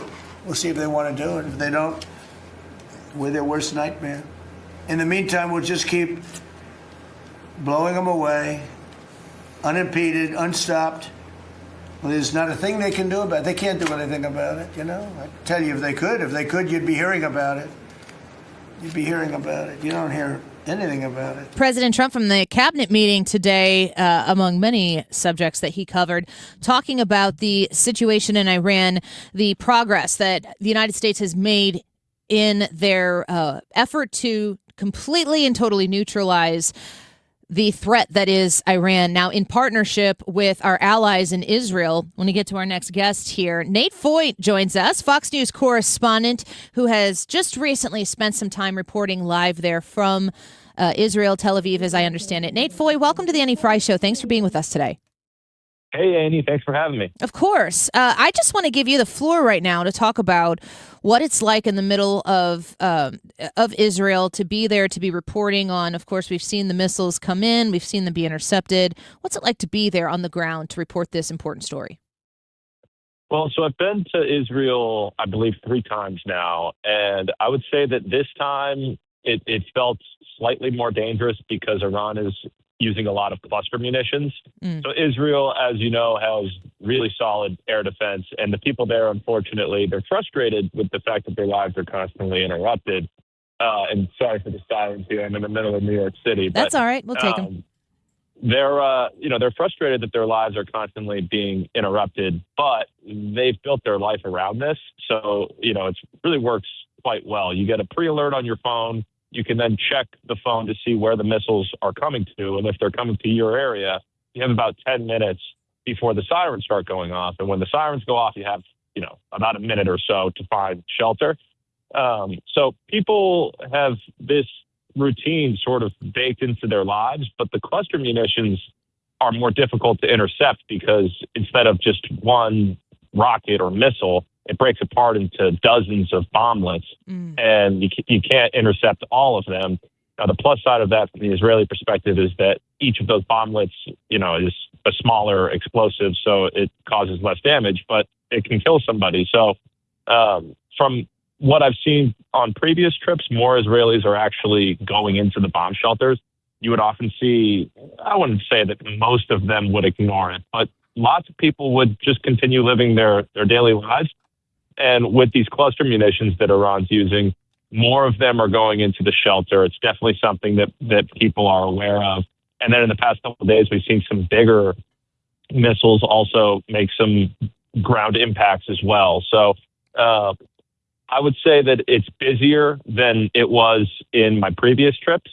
And then, of course, as I'm sure you've talked about it, it's not only Israel. There's all these countries in the region that are also being hit. Yeah, it's wild to, I'm sure in the times that you've been over there is just an understanding of life that exists in Israel that we wouldn't understand. It's similar, I liken it to here in the Midwest. We kind of understand a tornado cycle, a watch, a warning. You do the things you do, but that's Mother Nature. That's not a vicious enemy that is living to kill you. So to live in that sort of realm, it's hard to understand from the outside looking in, but you've been there and experienced it. Do you feel, is there a sense among the people in Israel that this time is an investment in an outcome that might be different than times prior? There's definitely hope, because this time they're directly taking on the head of the snake. And in the other conflicts, it's, an Iranian proxy. And I would say that there's generally, there's varying political viewpoints within Israel, but whether it be the size of the country, the makeup of the country, or the fact that they all serve in the military, they really do come together in moments of wartime, like many countries do. But you definitely see that when you're over there. So I've always seen strong support for the war effort, but this time there's definitely more hope that this could be the last one, or maybe that's too optimistic of wording, but that this would produce more fruitful results than, the war with Hamas. But I would say that I was talking to one gentleman when I was over there a couple of weeks ago, and he was saying that he feels that the narrative that Israelis are so tough and that they don't even mind going into these bomb shelters. He took exception to that because you do see it. I had reported on it before where I've been in a bomb shelter with 200 Iranian ballistic missiles coming to Israel, and you see a father with his daughter in the shelter, and nobody's panicking. Everyone's just kind of waiting for it to be over.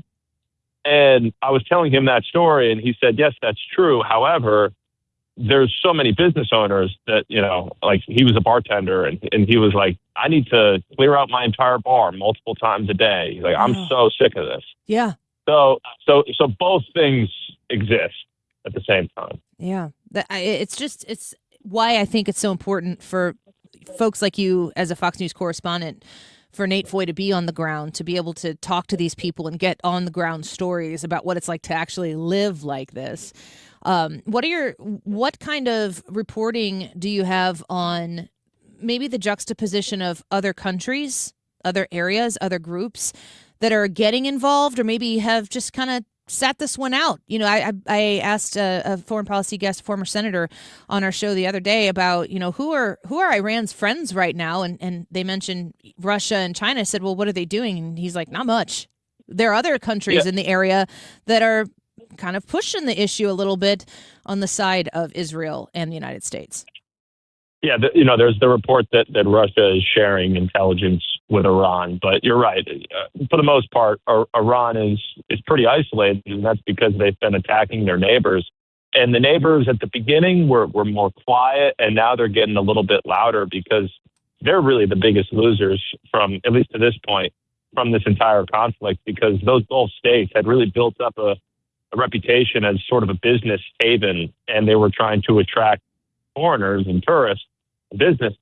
And now that sort of illusion of safety has been shattered, and with it, a lot of their economies, and not to mention the energy trade with the oil that Iran is stopping with the closure for the most part of the Strait of Hormuz. So, I mean, there's reporting that Saudi Arabia is considering getting more involved, which would be interesting because today you heard President Trump during his cabinet meeting say that a gift, a sign of goodwill from the Iranians, was that they allowed some Pakistani oil tankers through the Strait of Hormuz. Pakistan is saying that Iran is at least considering part of the U.S. 15-point peace plan to end the war.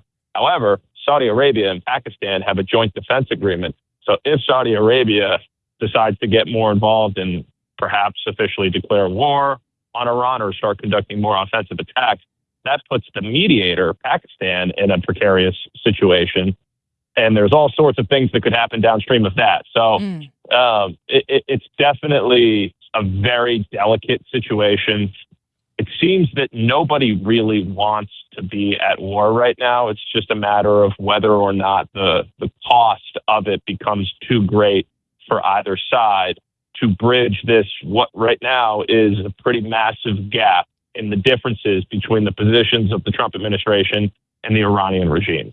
Nate Foy speaking with us, Fox News correspondent. I'm curious if there are any indications, any events that you're anticipating might happen that would signal to the rest of the world we've now taken a next big step forward in potentially getting to that place where, I don't know if peace is the word that we'll ever fully achieve, but a coexistence maybe is a better way to put it. Is there anything you're looking to see materialize here that we could potentially see in the next week or two? Well, I'd say that I'm looking at the diplomatic side of things and the military side of things. And diplomatically, if Iran actually starts allowing tankers through the Strait of Hormuz, then that would obviously de-escalate significantly. Militarily, I'm waiting to see, and it's no question, it's certainly happening that the U.S. military is destroying the Iranian military. We hear every day the president talk about, how Iran's Navy is crushed. That's true. And that Iran's ballistic missile capability is getting crushed. To an extent, that's true. The question is, at what point does Iran become no longer capable of this offensive capability? And that has not happened yet.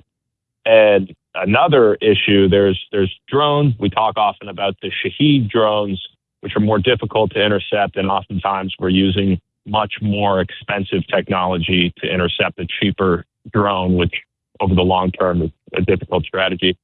But there's these fiber optic drones that we've seen on the battlefield in Ukraine that have been remarkably effective. They're being used now, and essentially the way that it works is because it's attached to a fiber optic, electronic defense mechanisms can't shoot these things down the way that they could other drones. So they're flown from a first-person perspective, and you need to kinetically crash into it rather than using some form of electronic defense, which is difficult. It's expensive. You have to do it on an individual basis rather than using clusters as far as a defense strategy would be concerned. And these fiber optic drones can travel out 30 miles out from where the pilot is standing. And that's longer than the Strait of Hormuz. So even after, at least at the most narrow point, it's longer than the Strait of Hormuz. So even after the U.S. takes out Iran's ballistic missile capabilities, that will certainly de-escalate for the entire region. As far as the cost that President Trump is willing to pay to continue this war, the price of oil is going to be closely related to that. And with these fiber optic drones and also the Shahed drones, and any person, and any part of the regime that has a rocket that wants to just jump out of a house, the military can be crushed, but it's hard to fully eliminate its ability to target ships in the Strait of Hormuz. So at what point do we cross that threshold where, whether it be with troops on the ground if President Trump decides to escalate, or if it's just through these continued airstrikes and bombing campaign that he's able to officially clear that hurdle militarily, that would be the moment that this all changes. But that's obviously going to be a longer road. Certainly. Nate Foy with us, Fox News correspondent. I'd like to ask one more question before we let you go. Incredibly grateful for your insight that you're providing to our audience here on 97.1. I'm curious about your lived experience of being there in Israel. The bombs are coming in. As you mentioned there, these are people who are clearing out their bars. This is not people on a battlefield who are taking incoming fire. These are people living their lives that are having to disrupt their lives because they're having bombs lobbed at them all the time. I'm wondering if you have an understanding or comparison, because we don't get a lot out of Iran from the Iranian people. Do you have a comparison of how the United States is surgically doing these military strikes in Iran and how the Iranian people might be affected by our strikes compared to how Iran is reacting to all of the places that they are levying their strikes? Well, I can say that based off just the reported death toll, things are worse in Iran than they are in Israel and in the other Gulf states. That being said, Iran is pretty much deciding to internationalize the cost of the war. So they're targeting, for the most part, energy infrastructure across the region. And in some cases, civilian targets like hotels, and just trying to induce as much chaos as possible to make this war as difficult to proceed as possible. But that being said, there's the report of the school that got hit in Iran that the U.S. military is conducting an investigation on. And the U.S. openly says that they're conducting around-the-clock strikes on Iran and Tehran specifically. So if you live in Tehran, pretty much every hour, not only American but Israeli airstrikes are happening. And I haven't been there, obviously. I don't have sources in Tehran, but just from what we've heard from the U.S. military, from the videos that we've seen and reported on, it is a very dangerous situation. And the support for the regime in Iran is mixed. We did see on Al-Quds Day that there were thousands of people who came out in support of the regime and the new supreme leader.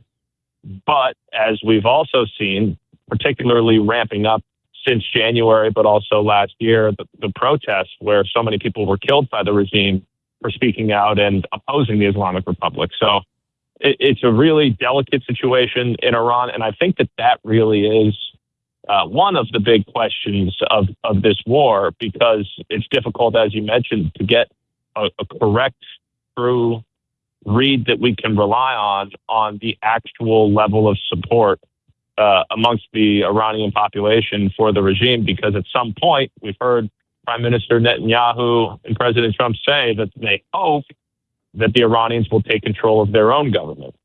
How that happens would be really difficult to imagine because they don't have weapons, and something that President Trump has expressed some support for is a Kurdish offensive. He declined to say if the U.S. would provide air support or weapons for the Kurds. But even the Kurds are a pretty disorganized group spread across multiple countries. And specifically, the idea would be that the Kurds would come into Iran from Iraq, northeastern Iraq. But that even requires a lot of things to fall into order and to work out well. So the Iranian population remains somewhat of a mystery in terms of the specifics. We know that there's a mix. There's people who oppose the regime. There's people who support the regime. But the actual, number of what that looks like is difficult to say. Nate Foy, thank you so much for the time this afternoon. We appreciate you coming on with us and giving us that firsthand account and of the knowledge that you're taking in as you're reporting on this. We would love to have you back again sometime soon. Of course. Thank you for having me. Of course. Have Take a good care. day. You as well. Bye-bye. All right. Fox News correspondent Nate Foy on X at Foy Meets World. I like it. Let's take a break. Wiggins America here on the Annie Fry Show. Next. Don't go away.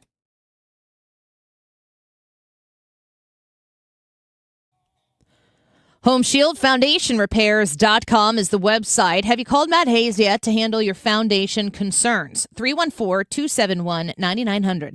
314-271-9900. Home Shield Foundation Repair can help you with a whole host of foundation issues. Chances are, if it's on the foundation, if it's at the foundation, you can call Matt Hayes. Tell him what you're dealing with. He's going to come look at it. He's got a great team, a loyal team. They love working for Home Shield Foundation Repair because when they wear that name on their chest, they know that the work speaks for itself. They're very proud of it, and they carry that from job to job. If you have peering concerns that you need to have fixed, the cracks that might show up in the wall when your home might shift on its foundation, you've got a solution at the other end of a phone call to Matt Hayes at Home Shield Foundation Repair. You might have noticed it right now, or maybe you've seen it for a long time and it just possibly started to get worse. And you're wondering, what am I possibly dealing with? Have it looked at by an expert. It's not going to cost you anything to have him come out, give it a look, and tell you how he can fix it once and for all. 314-271-9900, HomeshieldFoundationRepairs.com. Brian Kilmeade is coming back to St. Louis for one night in November. Just listen to the Mark Cox Morning Show, the Annie Fry Show, and the Mark Reardon Show like you usually do. But pay attention for us to tell you when to call to win free tickets.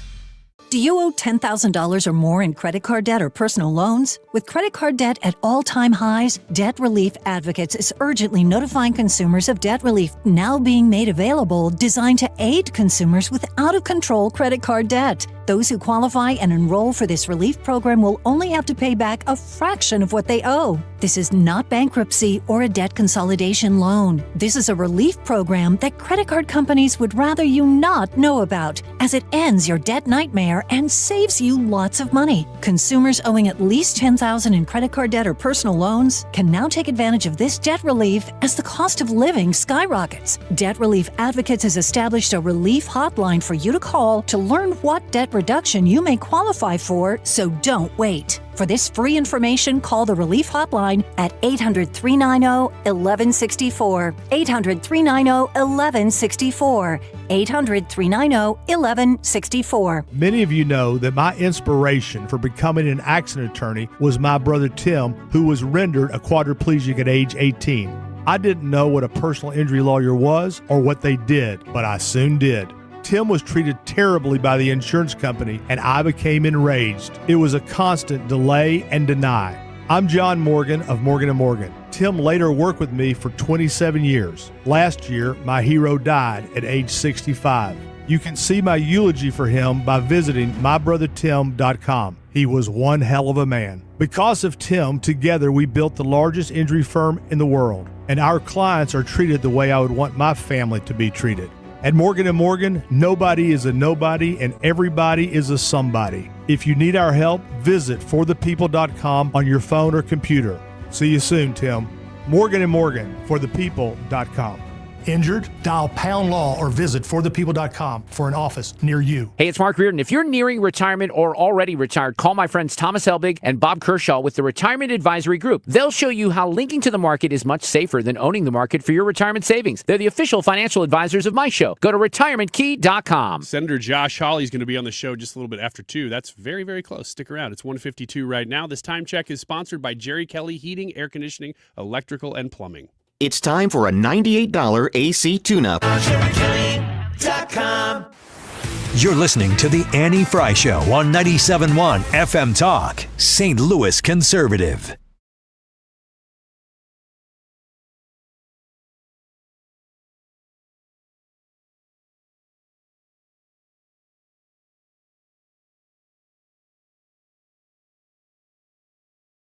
Wiggins!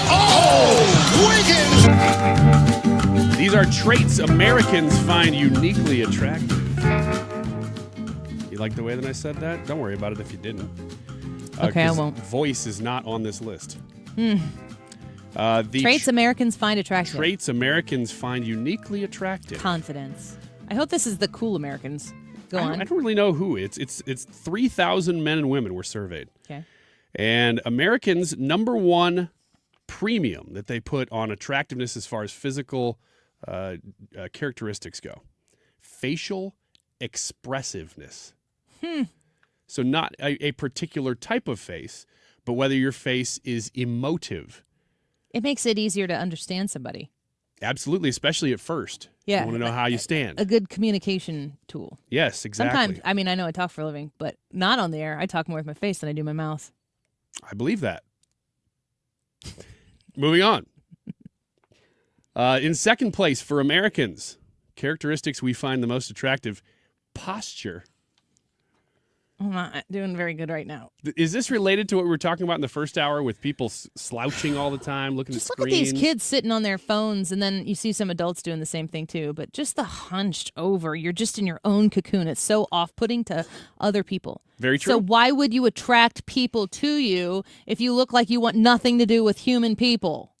Doesn't posture kind of lean into what you said first, which was confidence? What? Lean in? I didn't even mean that. I know. But thank you for the credit. Oh, well. The posture that you carry would probably show the world how you feel about being approached at all. When I'm working in a public speaking capacity, I do pay attention actively to my posture the whole time. Do you? And when I'm not working and I want to blend in, I think I do the opposite. Is it tough for you when you do public speaking to be thinking about, because I would think that's not the only thing you're thinking about. You're thinking about 100 things, and one of them is your posture? Yeah. I guess you have to. You got to act like you belong in the room. People want that from you. I also do public speaking. I just don't think, You just I don't need to have the make sure public I'm yet. wearing my shoulder pads. Ryan, I think you and I approach it a bit differently. Not sure that that's true. I'm sure that's the most factually true thing that's been said on the show today. In third place, as far as characteristics, which Americans find uniquely attractive. How many do you have on this list? There's only a handful. Let's get a couple more minutes in here. Third place is eyebrows. Just eyebrows. Okay. Can I? No, I understand this. Oh, gosh. Shouldn't I? Do it. So, Jared, my husband, whom I love, his eyebrows, my face, I have all sorts of different facial expressions. If you know me, you can tell what I'm thinking based on my face. Jared doesn't have that with his face. He has it with his eyebrows, specifically. Like, if he's looking at something thinking it's the dumbest thing you ever seen, his eyebrows are going to tell you every time. Literally to the point where I'll be like, Jared, eyebrows. Wait. Yeah. Wait, what? How do you know that he's thinking it's dumb? Because I could see surprise. Somebody will say something But to him, what else and he is won't like really love it, and he just does this. Well, that's kind of like surprise. It's disgust. It's a raised eyebrow. Dissatisfaction, or I mean, you could have the furrowed brow. He doesn't do that as much. His eyebrows always go up. Oh, that's terrifying. Put your face away. I don't like that. You should check out this stream right now and see me doing my angry eyebrows. You look like the filter that people put on with the huge jawline, but without the jaw. The eyebrows. Stop it! It's What about if I terrible. smile? It'd be like that movie Smile. I'm not looking. I'm not looking at you. The eyebrows don't match the rest of the face. Speaking of things Americans do and do not find attractive, Eyebrows. no, just Mine. just your face. No, mine is attractive. A couple other things that here's the opposite though. It's a couple things that turn us off. A blank. Get it together. A blank, emotionless stare. Yes, this is Yeah, an it seems entire kinda generation of people, though. Yeah. No, they do not connect with humans. Go back to the entire first hour of the show. They just look like all that's happening right now is you're keeping them from their next scroll on their social media, selfie photo session, or video game event. It's like, eyes here. Just give me something. Anybody home? How attractive do you find the phrase, well, actually? Because that's what this stare reminds me of. Actually. How about a strong artificial scent? That's a unattractive. Turn off. Fake laughter or smiles. Big turn off. And last on the list, vocal fry. Turn offs. No, that didn't make the list. Poor posture, just the opposite. A monotone voice, and over-plucked eyebrows. Why are we so obsessed with eyebrows? Those are the 90s. They're talking about unattractive eyebrows from the 90s, early 2000s, which is still kind of how, when I get mine done, I'm like, just thin them up a little bit. Yeah, okay. I don't need those caterpillars that the kids these days are wearing on my face. I don't need it. I didn't know that was a thing. We'll look at pictures on the break. What do you say about that? We'll ask Josh Hawley about it here in a minute. Yeah, ask him. Senator, eyebrows? Josh Hawley next. Don't go away.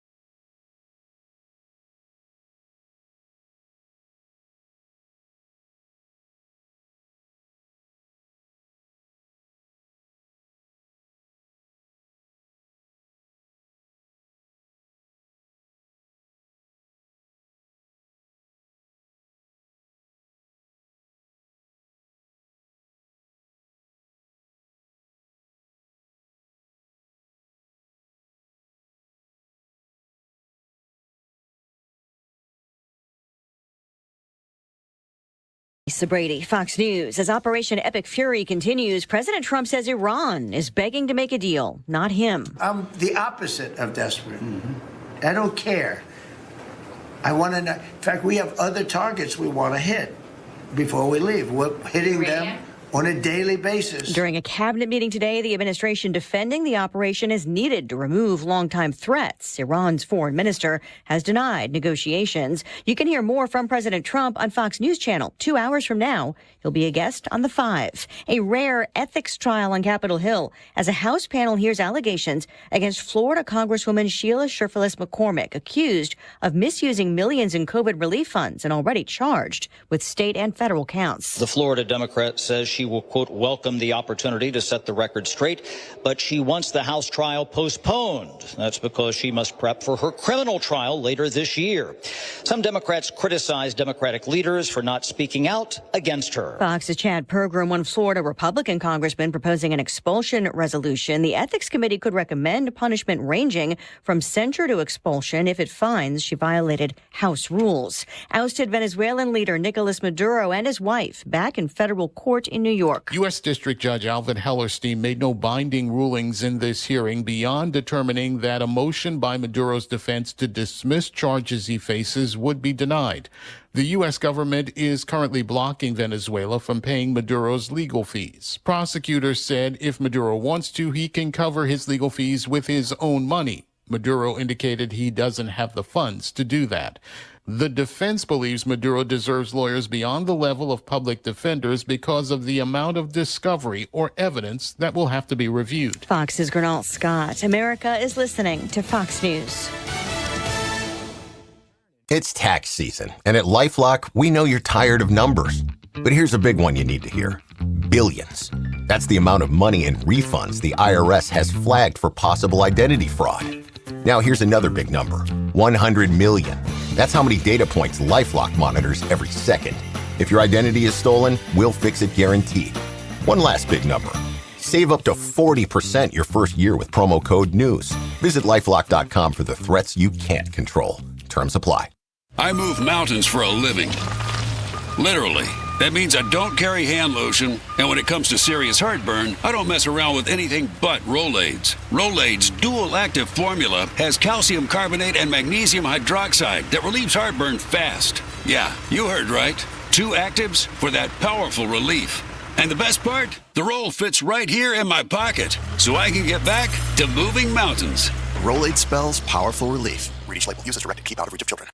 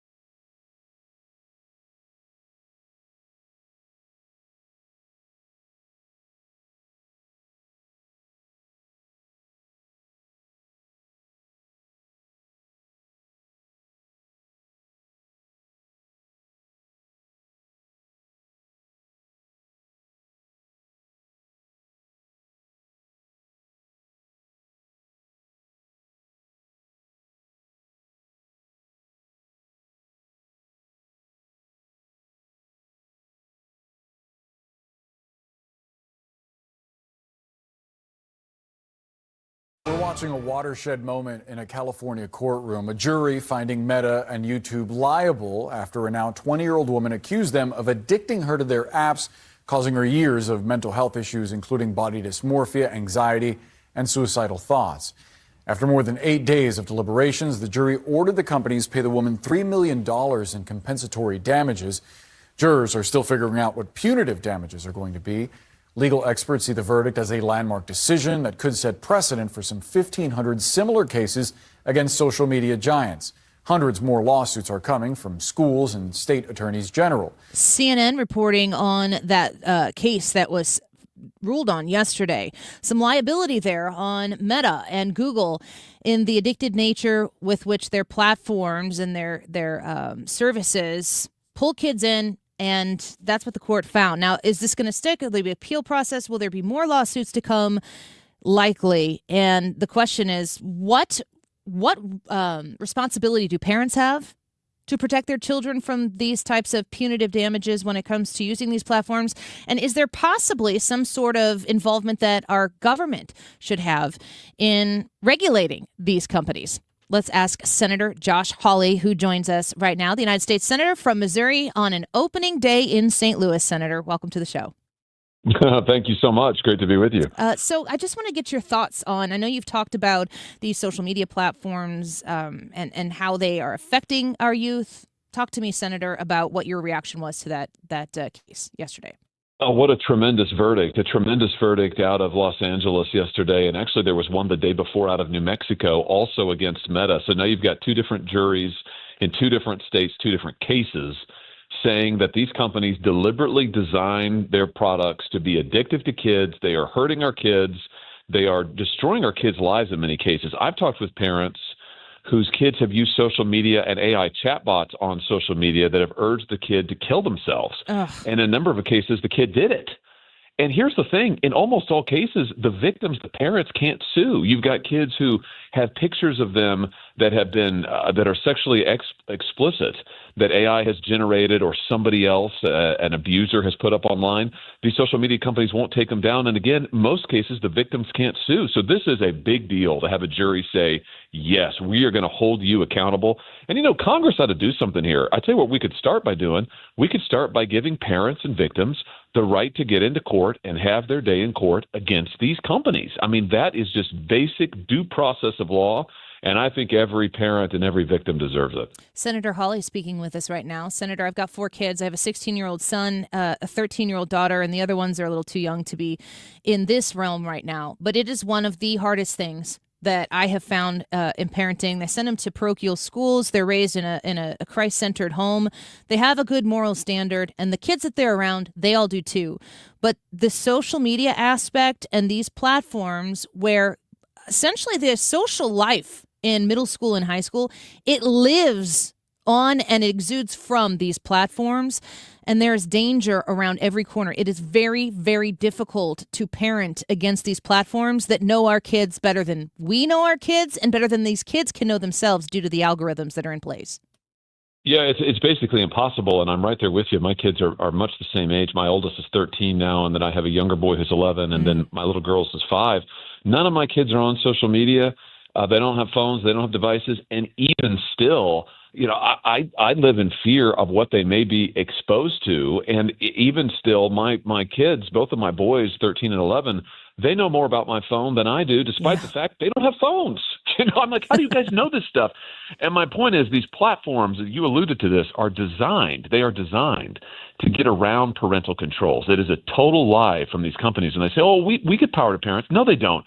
They deliberately take power away from parents. And you see this with the chatbots as well, the social media chatbots, who frequently tell kids, don't tell your parents what we're talking about. Here's how to get around parental safeguards. And they'll tell the kid, here's how to change the settings. Here's how to get around it. So bottom line, it's time to hold these companies accountable for the money they're making off of our kids. No amount of money justifies destroying a child's life, sexually abusing a child and putting those pictures online. None of that is justified by any amount of money, and we need to hold these companies accountable. We're listening to Senator Josh Hawley here on the Annie Frey Show. You know, one thing I appreciate about your voice on this issue in the Senate, but on Capitol Hill in general, is a lot of the people who are there to make laws and to listen to people and their experiences, they don't have children who they're parenting right now through these struggles. They probably don't manage a lot of their own social media themselves. They're just kind of aged out of it. This is a natural course of technology advancement from generation to generation. I'm wondering if there is the political will and the political capital right now in D.C. to do something measurable before we lose maybe a couple generations to this is the best we could do raising children right now in the social media age. We didn't know what we didn't know. And we'll just have to find out what kind of damage happens with these kids as they get older. Are there people who are listening right now in D.C. to try to make a difference? Well, I hope so. And I hope that these juries and these verdicts will be a wake-up call to people in Congress. And I tell you what I think it really is, Annie. It's really that too many members of Congress have their hand out to get cash from these companies. Let's just be honest. These companies are buying influence in Washington, D.C. They are spending the money like you wouldn't believe. They've got lobbyists by the truckload. They are sending campaign cash by the truck full to campaign committees, to dark money groups. And I think too many members of Congress have their hand out for it. And that's why they don't want to do anything about it. But to your point, what are we willing to sacrifice? Are we willing to sacrifice an entire generation? Are we willing to allow these companies to brainwash our kids? Let's never forget, these companies are woke. They are hard left. They are anti-Christian. I've looked at some of the chatbot chats that these social media companies have with kids. In some cases, it starts engaging the kid on their faith. And if they've grown up in a Christian house, they start saying things like, well, is the Bible really true? And don't you know it's really false? And don't you think your parents are oppressive? Yeah, this is going on every day. We got to give power back to parents here, or these companies, they're going to be running our kids' lives. I mean, as a Christian woman and a mom right now, like the way you're articulating what these chatbots are doing, it's like how the devil speaks in the Bible, just to pull people away from that constructive faith that we are trying to raise our children in from home to home. It's unimaginable to me. Senator Hawley, I wanted to ask you about the voter ID issue that is at hand, a very popular policy across pretty much every slice of demographic that we can come up with. People say we should have a voter ID implementation, and Senator Schumer today seems like he pulled out the rug from saying Democrats support it as well, but I guess he didn't back it up. Is this voter ID thing going to ever get to the point where we are presenting IDs to confirm who we are so that citizens are the only ones who are voting? Well, it should, because it's the right thing to do. There's a reason it's popular, because it's right and people know it. And of course, we do it in Missouri. I mean, we've done it for years. Every time I hear the Democrats say, oh, this isn't workable, this is going to suppress the vote. No, it's not. It hasn't in Missouri. In Missouri, we've done it for years. Our voters put it on into our law directly. And of course, you've got to show an ID to vote in our state. You should have to show an ID to vote in every federal election. You got to show an ID to cash a check in our country, for heaven's sake. Surely you should show one in the most important thing we do as citizens, which is to choose our elected representatives. You know it, I know it, the people of Missouri know it. The only people who don't know it and are resisting it are these Democrats in Washington. And the reason is, Annie, and you and I both know this too, the reason is because they want to cheat in the elections. Let's just be honest. They want non-citizens and other non-registered voters to be able to vote in elections. And that's just wrong. You know, it wasn't so long ago the Democrats went on and on about the integrity of our sacred democracy.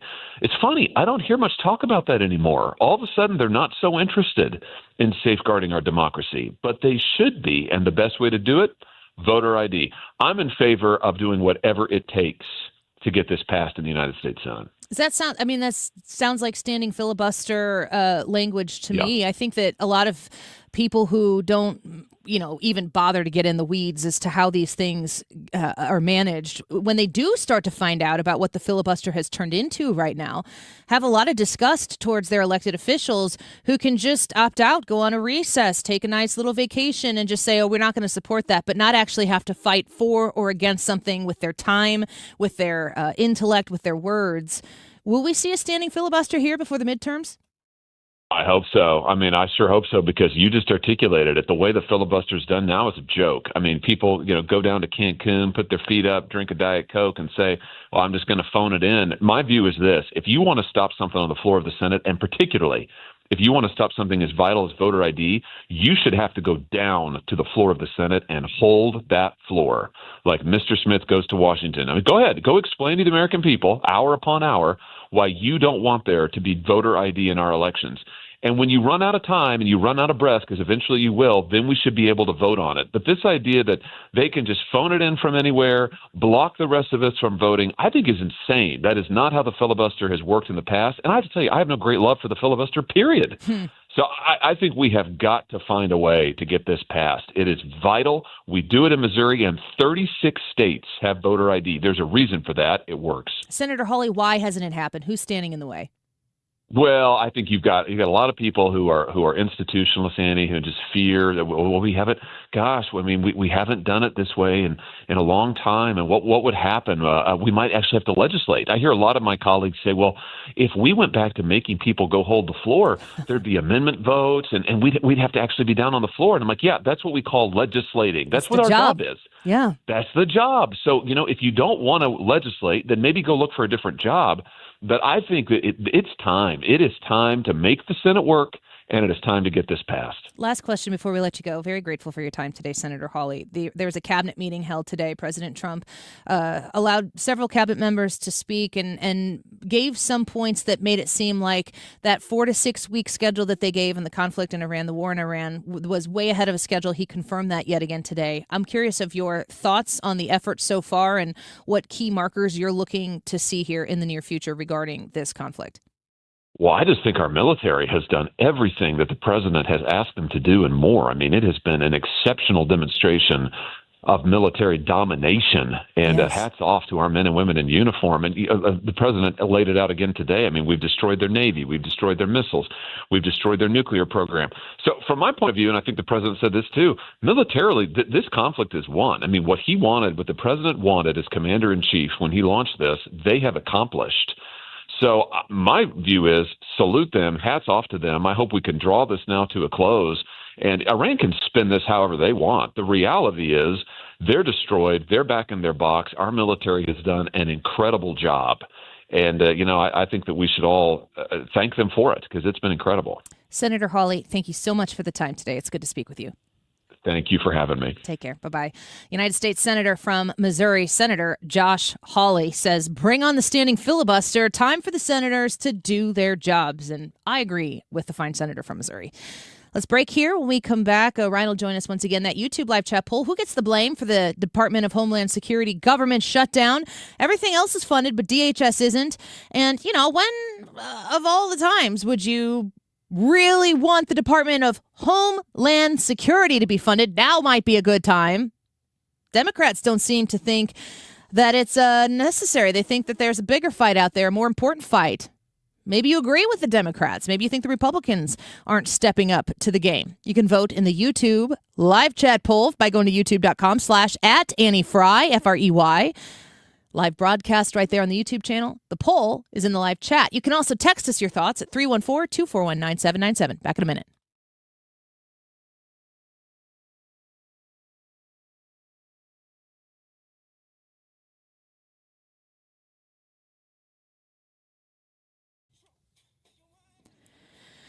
Air Comfort Service.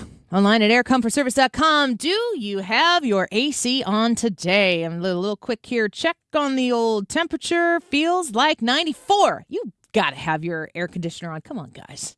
Take a load off. Get in your comfort zone. Maybe you turned your air conditioner on and it really wasn't doing the trick. You need to make a phone call to Air Comfort Service.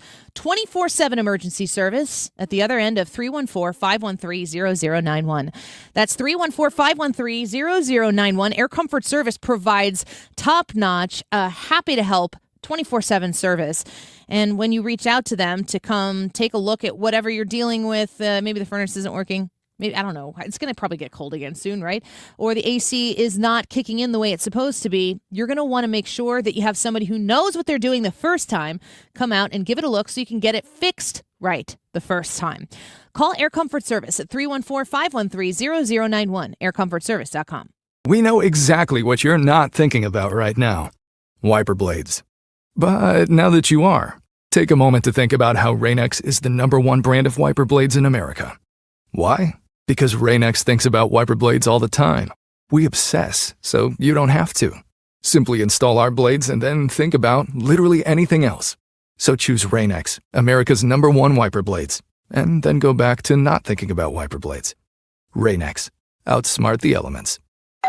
Pizza's here. Oh, great. I'd love some, but I'm worried about my stomach issues. If you're worried about having diarrhea, gas, bloating, stomach pain, or loose, oily stools, it may not just be stomach issues. It could be a condition called exocrine pancreatic insufficiency, or EPI. With EPI, the pancreas doesn't release enough enzymes to break down food, but EPI is manageable. Use the symptom checker on identifyepi.com and talk to your doctor. That's identifyepi.com. Sponsored by AbbVie. Imagine this, a summer evening, relaxing under a beautiful porch overhang, hosting your friends on a composite deck, or enjoying a bug-free breeze in a screened room. That sounds dreamy, right? Hi, it's Kim, and that dream can be your reality with Lakeside Renovation and Design because they specialize in creating outdoor spaces that make your backyard the go-to spot for family and friends. And with their attention to detail and the high-quality materials they use, you'll have a space that lasts for years. Visit lakesideRD.com today to get started on your outdoor oasis. It's time for you to get to know my friends at Lit Cigar Lounge in Chesterfield, where luxury meets comfort. Mark Cox here. They have a great selection of rare bourbons, whiskeys, craft cocktails, anything you like to drink, cold beer, premium hand-rolled cigars from the finest makers in the world, even private lockers that are available if you choose to. Perfect for date nights or business meetings, and live music every Friday night. Family owned and operated. Check them out in Chesterfield at the District. It's litstl.com. How can you free your team from time-consuming office tasks? Amazon Business. Smart business buying tools enable buyers to find and purchase items fast so they can focus on strategy and growth. Free up your teams and focus on your future. Learn more at amazonbusiness.com. The Annie Fry Show is St. Louis conservative.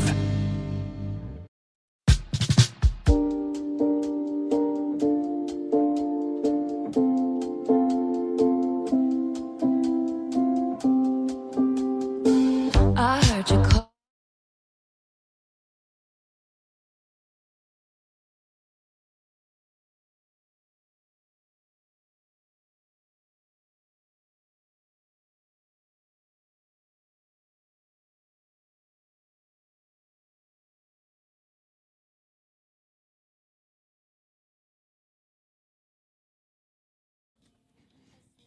Welcome back to the Annie Fry Show. Told you I was going to the movies yesterday. I was thinking about you because I saw a bad review of that movie last night. What was the review? It was just somebody who said 2 thumbs down to Project Hail Mary. Really? Yeah. Yeah, you got suckered in, huh? No, I didn't click on the headline. It was just that I saw the headline. Yeah. I'd give it 2 thumbs down, too. You didn't like it? No, it's great. Wait, what? Yeah. What are you talking about? You should have read that. You should have read the article. I don't know what you're saying. Oh, no. 2 thumbs down, but you like it? You're on the air, the public airwaves, saying that people gave it a bad review. Because you read the headline and you didn't read the review? Is there something in the movie where they do thumbs down as Yes! part of the movie? Oh, gosh. That's ridiculous. So it was a positive review based on the content of the movie. If you read the article, you would have known. I don't want to read the article or see the movie now. Yeah, you read the I hate magazine for it the articles. because it's all funny now. It's I not was funny. wanting to watch a fun sci-fi movie, not some joke article movie. The movie's not a joke. You're the joke in this situation here. Ouch, that hurts. Hurts worse than a kidney stone. Are you saying I can hurt you now? In my soul, yes. In your soul? Yes. He said to me off air a few breaks ago, he's like, oh, you can't hurt me. He goes, I'm past the point where you could ever hurt me. Because I said something and I was trying to ensure that whatever I said was said in a good faith way. And you're like, No, you can't hurt me. No, you were trying to do the opposite. What was I saying? I don't remember, but you were saying something that was intended to sound nice but was mean. And I said, I don't even care. You can't hurt me.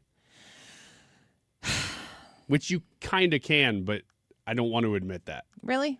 Yeah, it would take a lot. I'm not going to try. You'd have to find my weak point and just stick your thumb right there, which you can do. I won't on purpose. No, the movie was great. And the thumbs down you're going to see a lot of people giving it thumbs down. I actually thought about that while I was seeing the movie. I'm like, did they really think through all of the people giving it thumbs down? Because it's a wink, wink. Gosh, I can't believe I walked right into this. Yeah. I mean, seriously, there was no plan to that. I just randomly saw that stupid headline, and apparently that's part of the movie. Ryan's not in on the joke. Project Hail Mary, Ryan Gosling, and best friends with Danny Fry. That's what you're saying right now. Are you done? Yes. Yeah, if you see people out there giving Project Hail Mary, which is a space sci-fi movie that is, from what I understand, based on a book, but it seems as though the book might be fairly new. It's like the book came out and the movie might have come out similar to the same time. But Gosling, gosh, what? I just realized I started reading that book. I didn't even realize it's the same movie.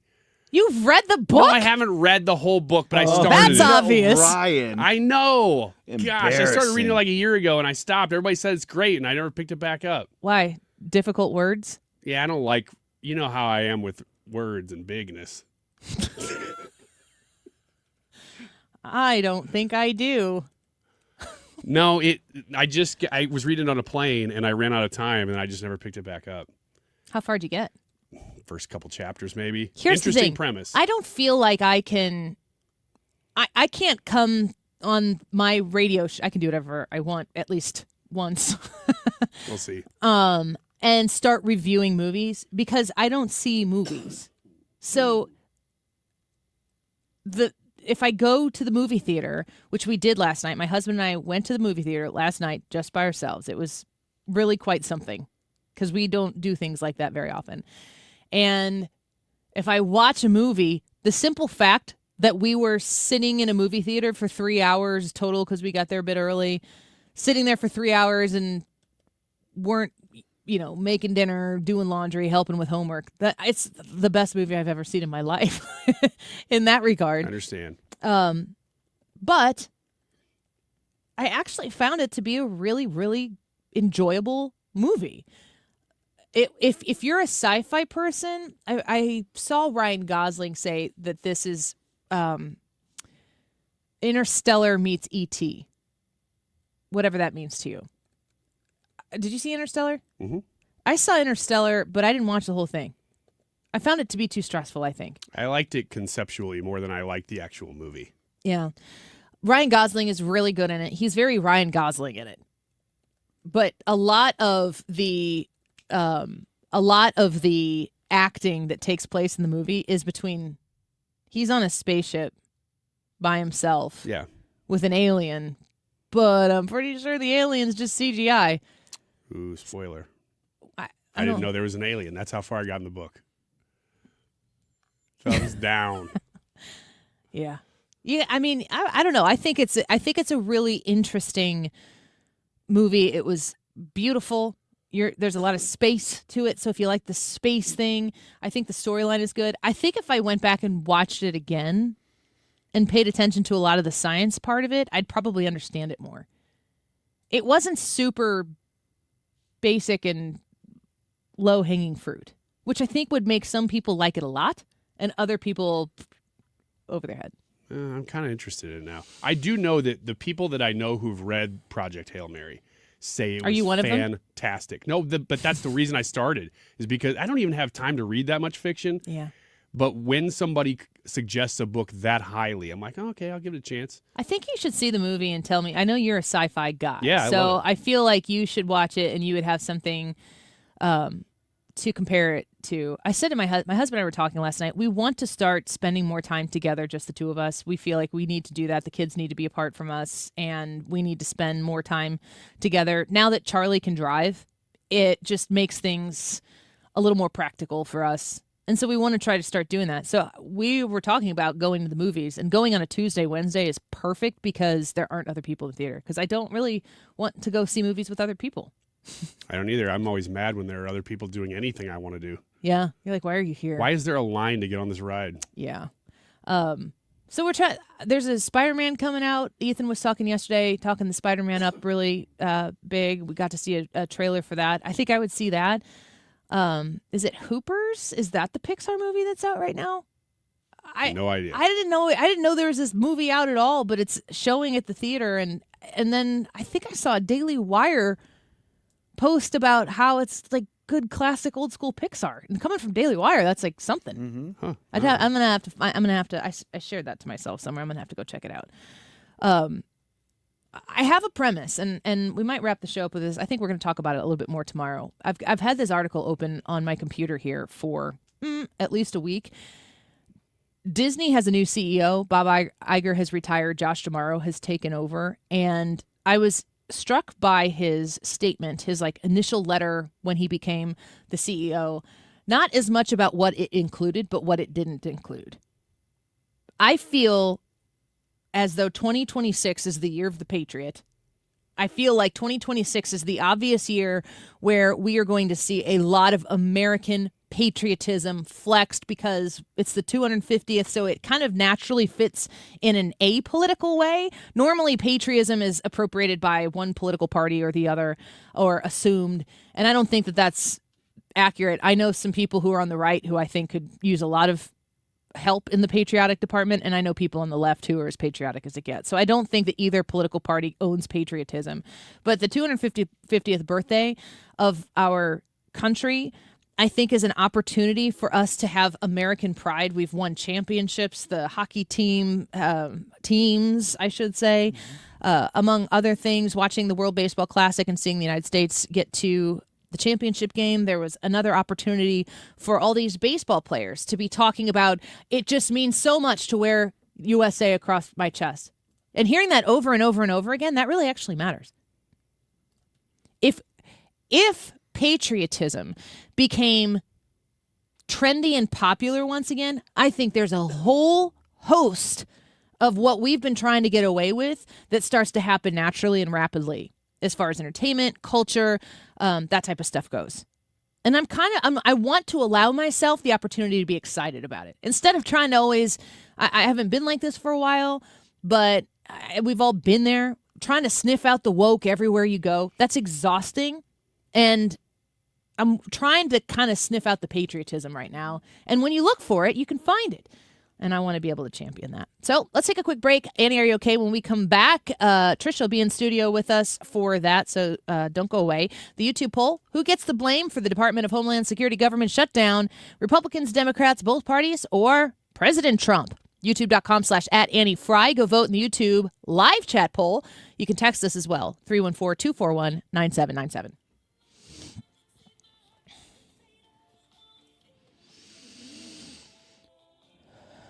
Stewart's American Mortgage and the Bagel Loan. Smart call to reach out to Stewie at 314-324-4440. That's 314-324-4440.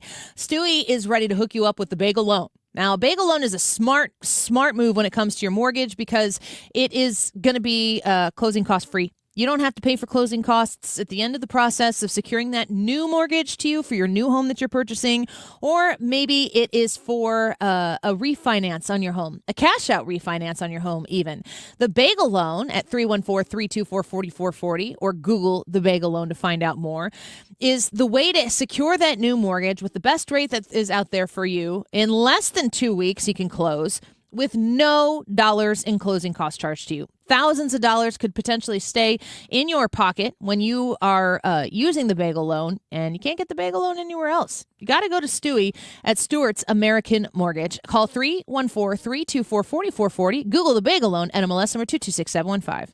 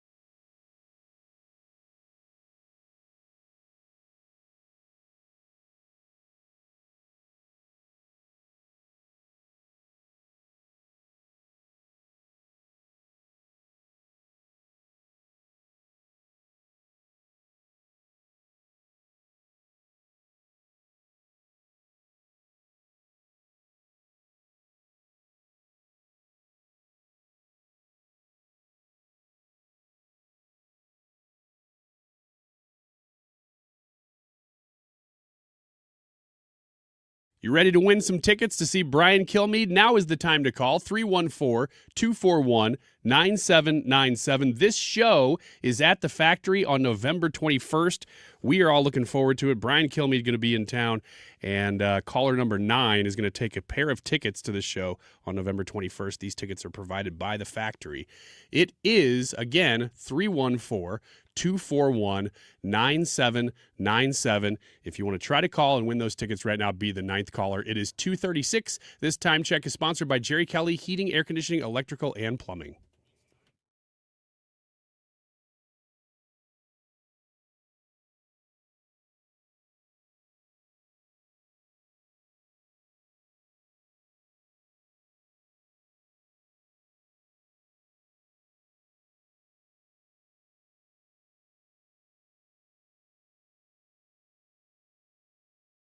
Welcome back. Hi, Trisha. Hi, Annie and crew. Happy Thursday. Happy Thursday to you. How are you?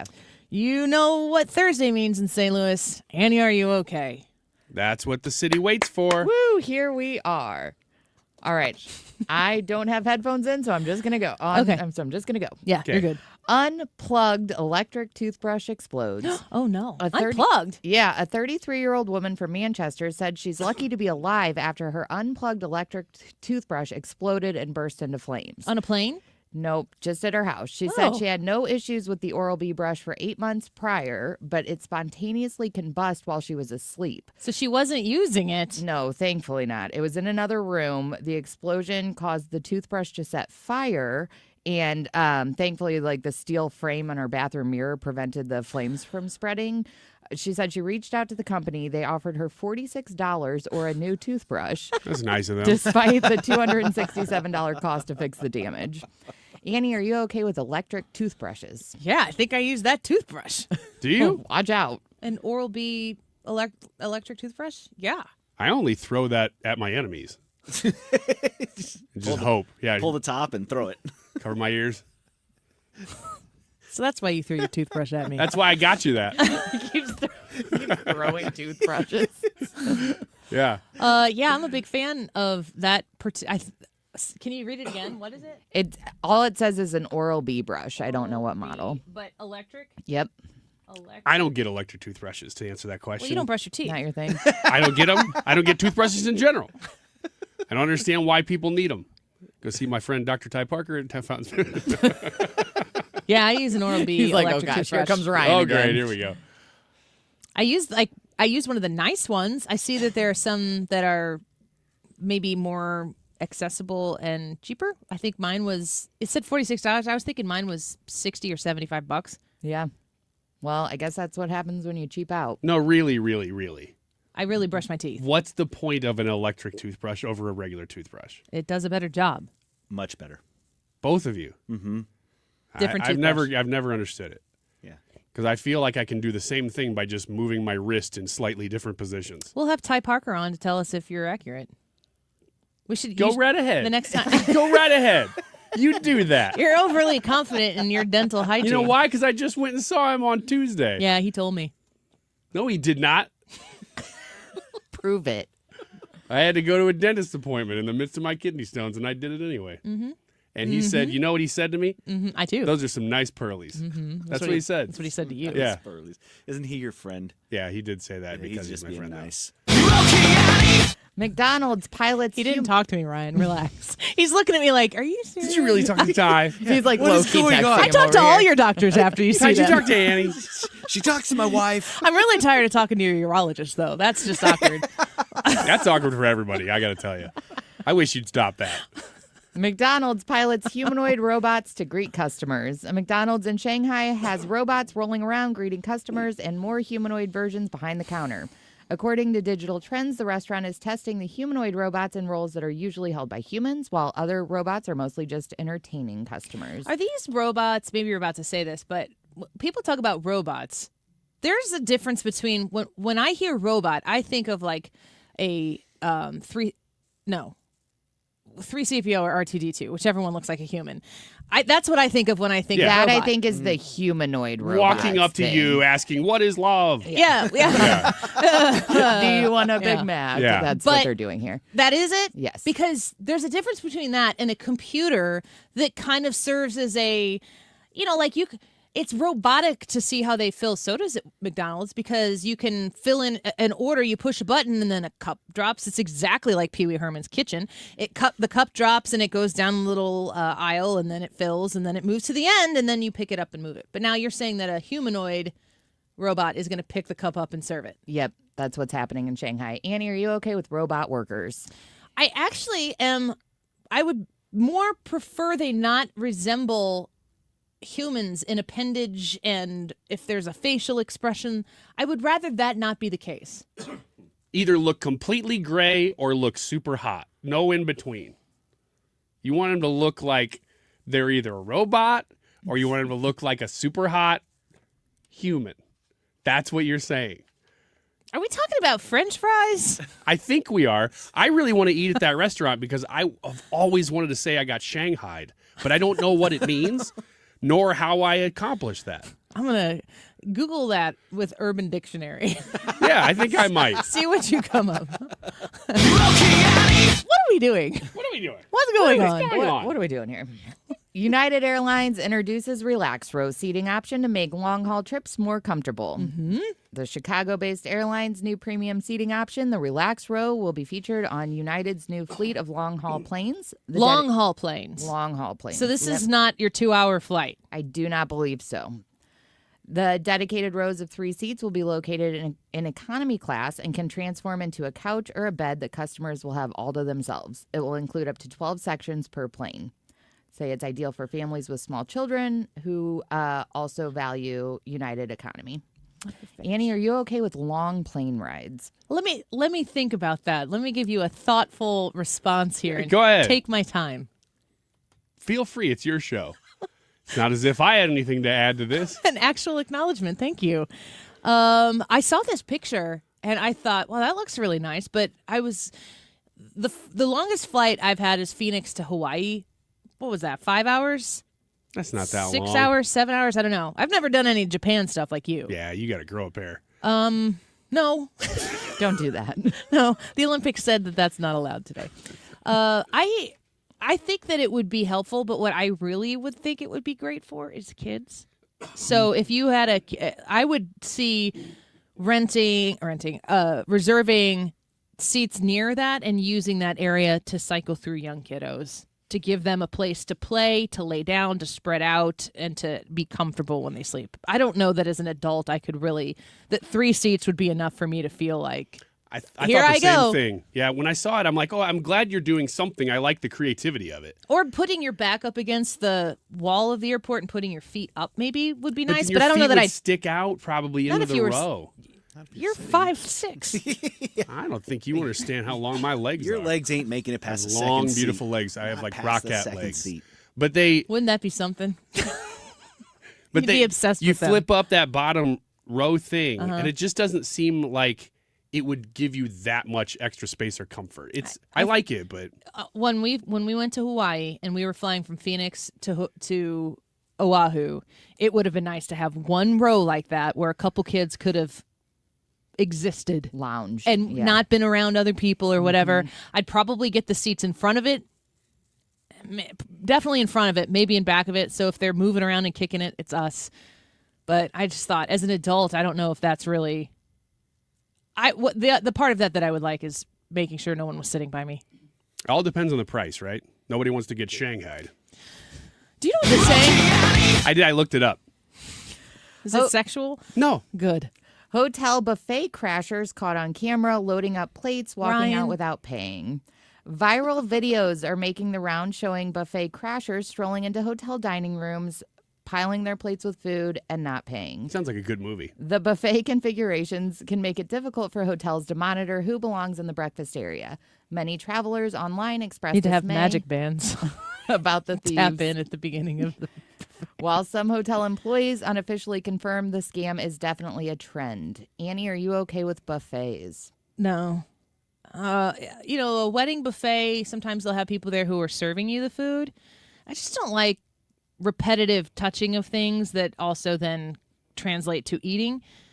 But I am not interested in going to a place where. Does Ponderosa still exist? I hope so. I think the answer is no. I hope so. You just want the hope of a Ponderosa? I want to be driving out west keep 'em sometime going. with my sunglasses on, the top down, and be like, oh, yeah, there's a Ponderosa. Sounds You like know the I'm beginning about of to a stop. song. Exactly. Yeah, A Ponderosa is blues very song. romantic. What in my about mind. Shoney's? I think those exist in What Branson. about Golden Corral? That's still around. That's in Collinsville. It's right by my house. I think why they're still in business. I live out back. Do you go to Golden Corral? I have been. I don't go to Golden Corral. Are you of Golden Corral? I am. I am of the persuasion I know. that I would enjoy a Golden Corral every now and then if my family would let me. No, I'm not. If everybody is going to a buffet, I'm not stopping it. But a lot of times at a buffet, you can still order food from the kitchen. So I'll probably do that. You guys, buffet, you're obviously a buffet person. I'm not going to order from the kitchen either. Come on. Ryan, Go to a buffet and go, bring me your finest goose. You know what? I don't know what you I would not want goose. Looking at I would maybe want a chef-made salad. Maybe a fresh cheeseburger. You could just go make it. I don't want to touch things that other squirrely, snotty people are touching and then make that part of my meal. I'm beginning to think that the buffet is not the right place for you. And you're not welcome at our buffets anymore. He is this quick, people. He's quick on his toes. Man. Rocket toes. Cute. And a man with custom bong device built into his car dashboard arrested for 98th time. So is this the counter to the breathalyzer you have to blow into in order to make your car move? It's basically the exact opposite. It's a bong. After leading police on a high-speed chase through Olympia, Washington, a man was arrested and his truck was searched. In it, police say they found a custom bong device built into the dash of the truck so he could comfortably smoke drugs while driving. Ah. All drugs? Is this aftermarket? Yeah, they found some bad stuff in there. The unidentified man and woman he was with allegedly stole thousands of dollars worth of merchandise from multiple stores before the chase. That's shocking. Right. This happened to be his 98th arrest. What is the question? Are you okay with bongs? I wouldn't know what to do with a bong. If you saw one in a car built into the dash, I'd be like, well, naturally. Would you know that it was a bong? No, No, I know nothing. I can't even properly joke about this topic because I know nothing. And Trisha, who has known me the longest here, knows that I know nothing on the topic. She really doesn't. I don't. Nothing. I was approached with somebody in the state of Missouri who I think has a compelling story, and it has to do with the back and forth between marijuana and the regulation and legalization of it and everything. And I want to do this interview. I'm like, I don't even know the questions to ask.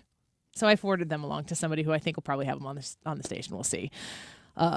Just not big on the pot stuff. The place where it would cross over for me, because it doesn't, is in brownies. I don't really need pot in the brownies, but I think that that's a gateway for me. But you like brownies. I like brownies. And you'd be maybe willing to tolerate. For a good brownie. For the sake of the brownie. Yeah, tell me there's no pecans in it, maybe a little chocolate chip in there. We'll be right back. Don't go away.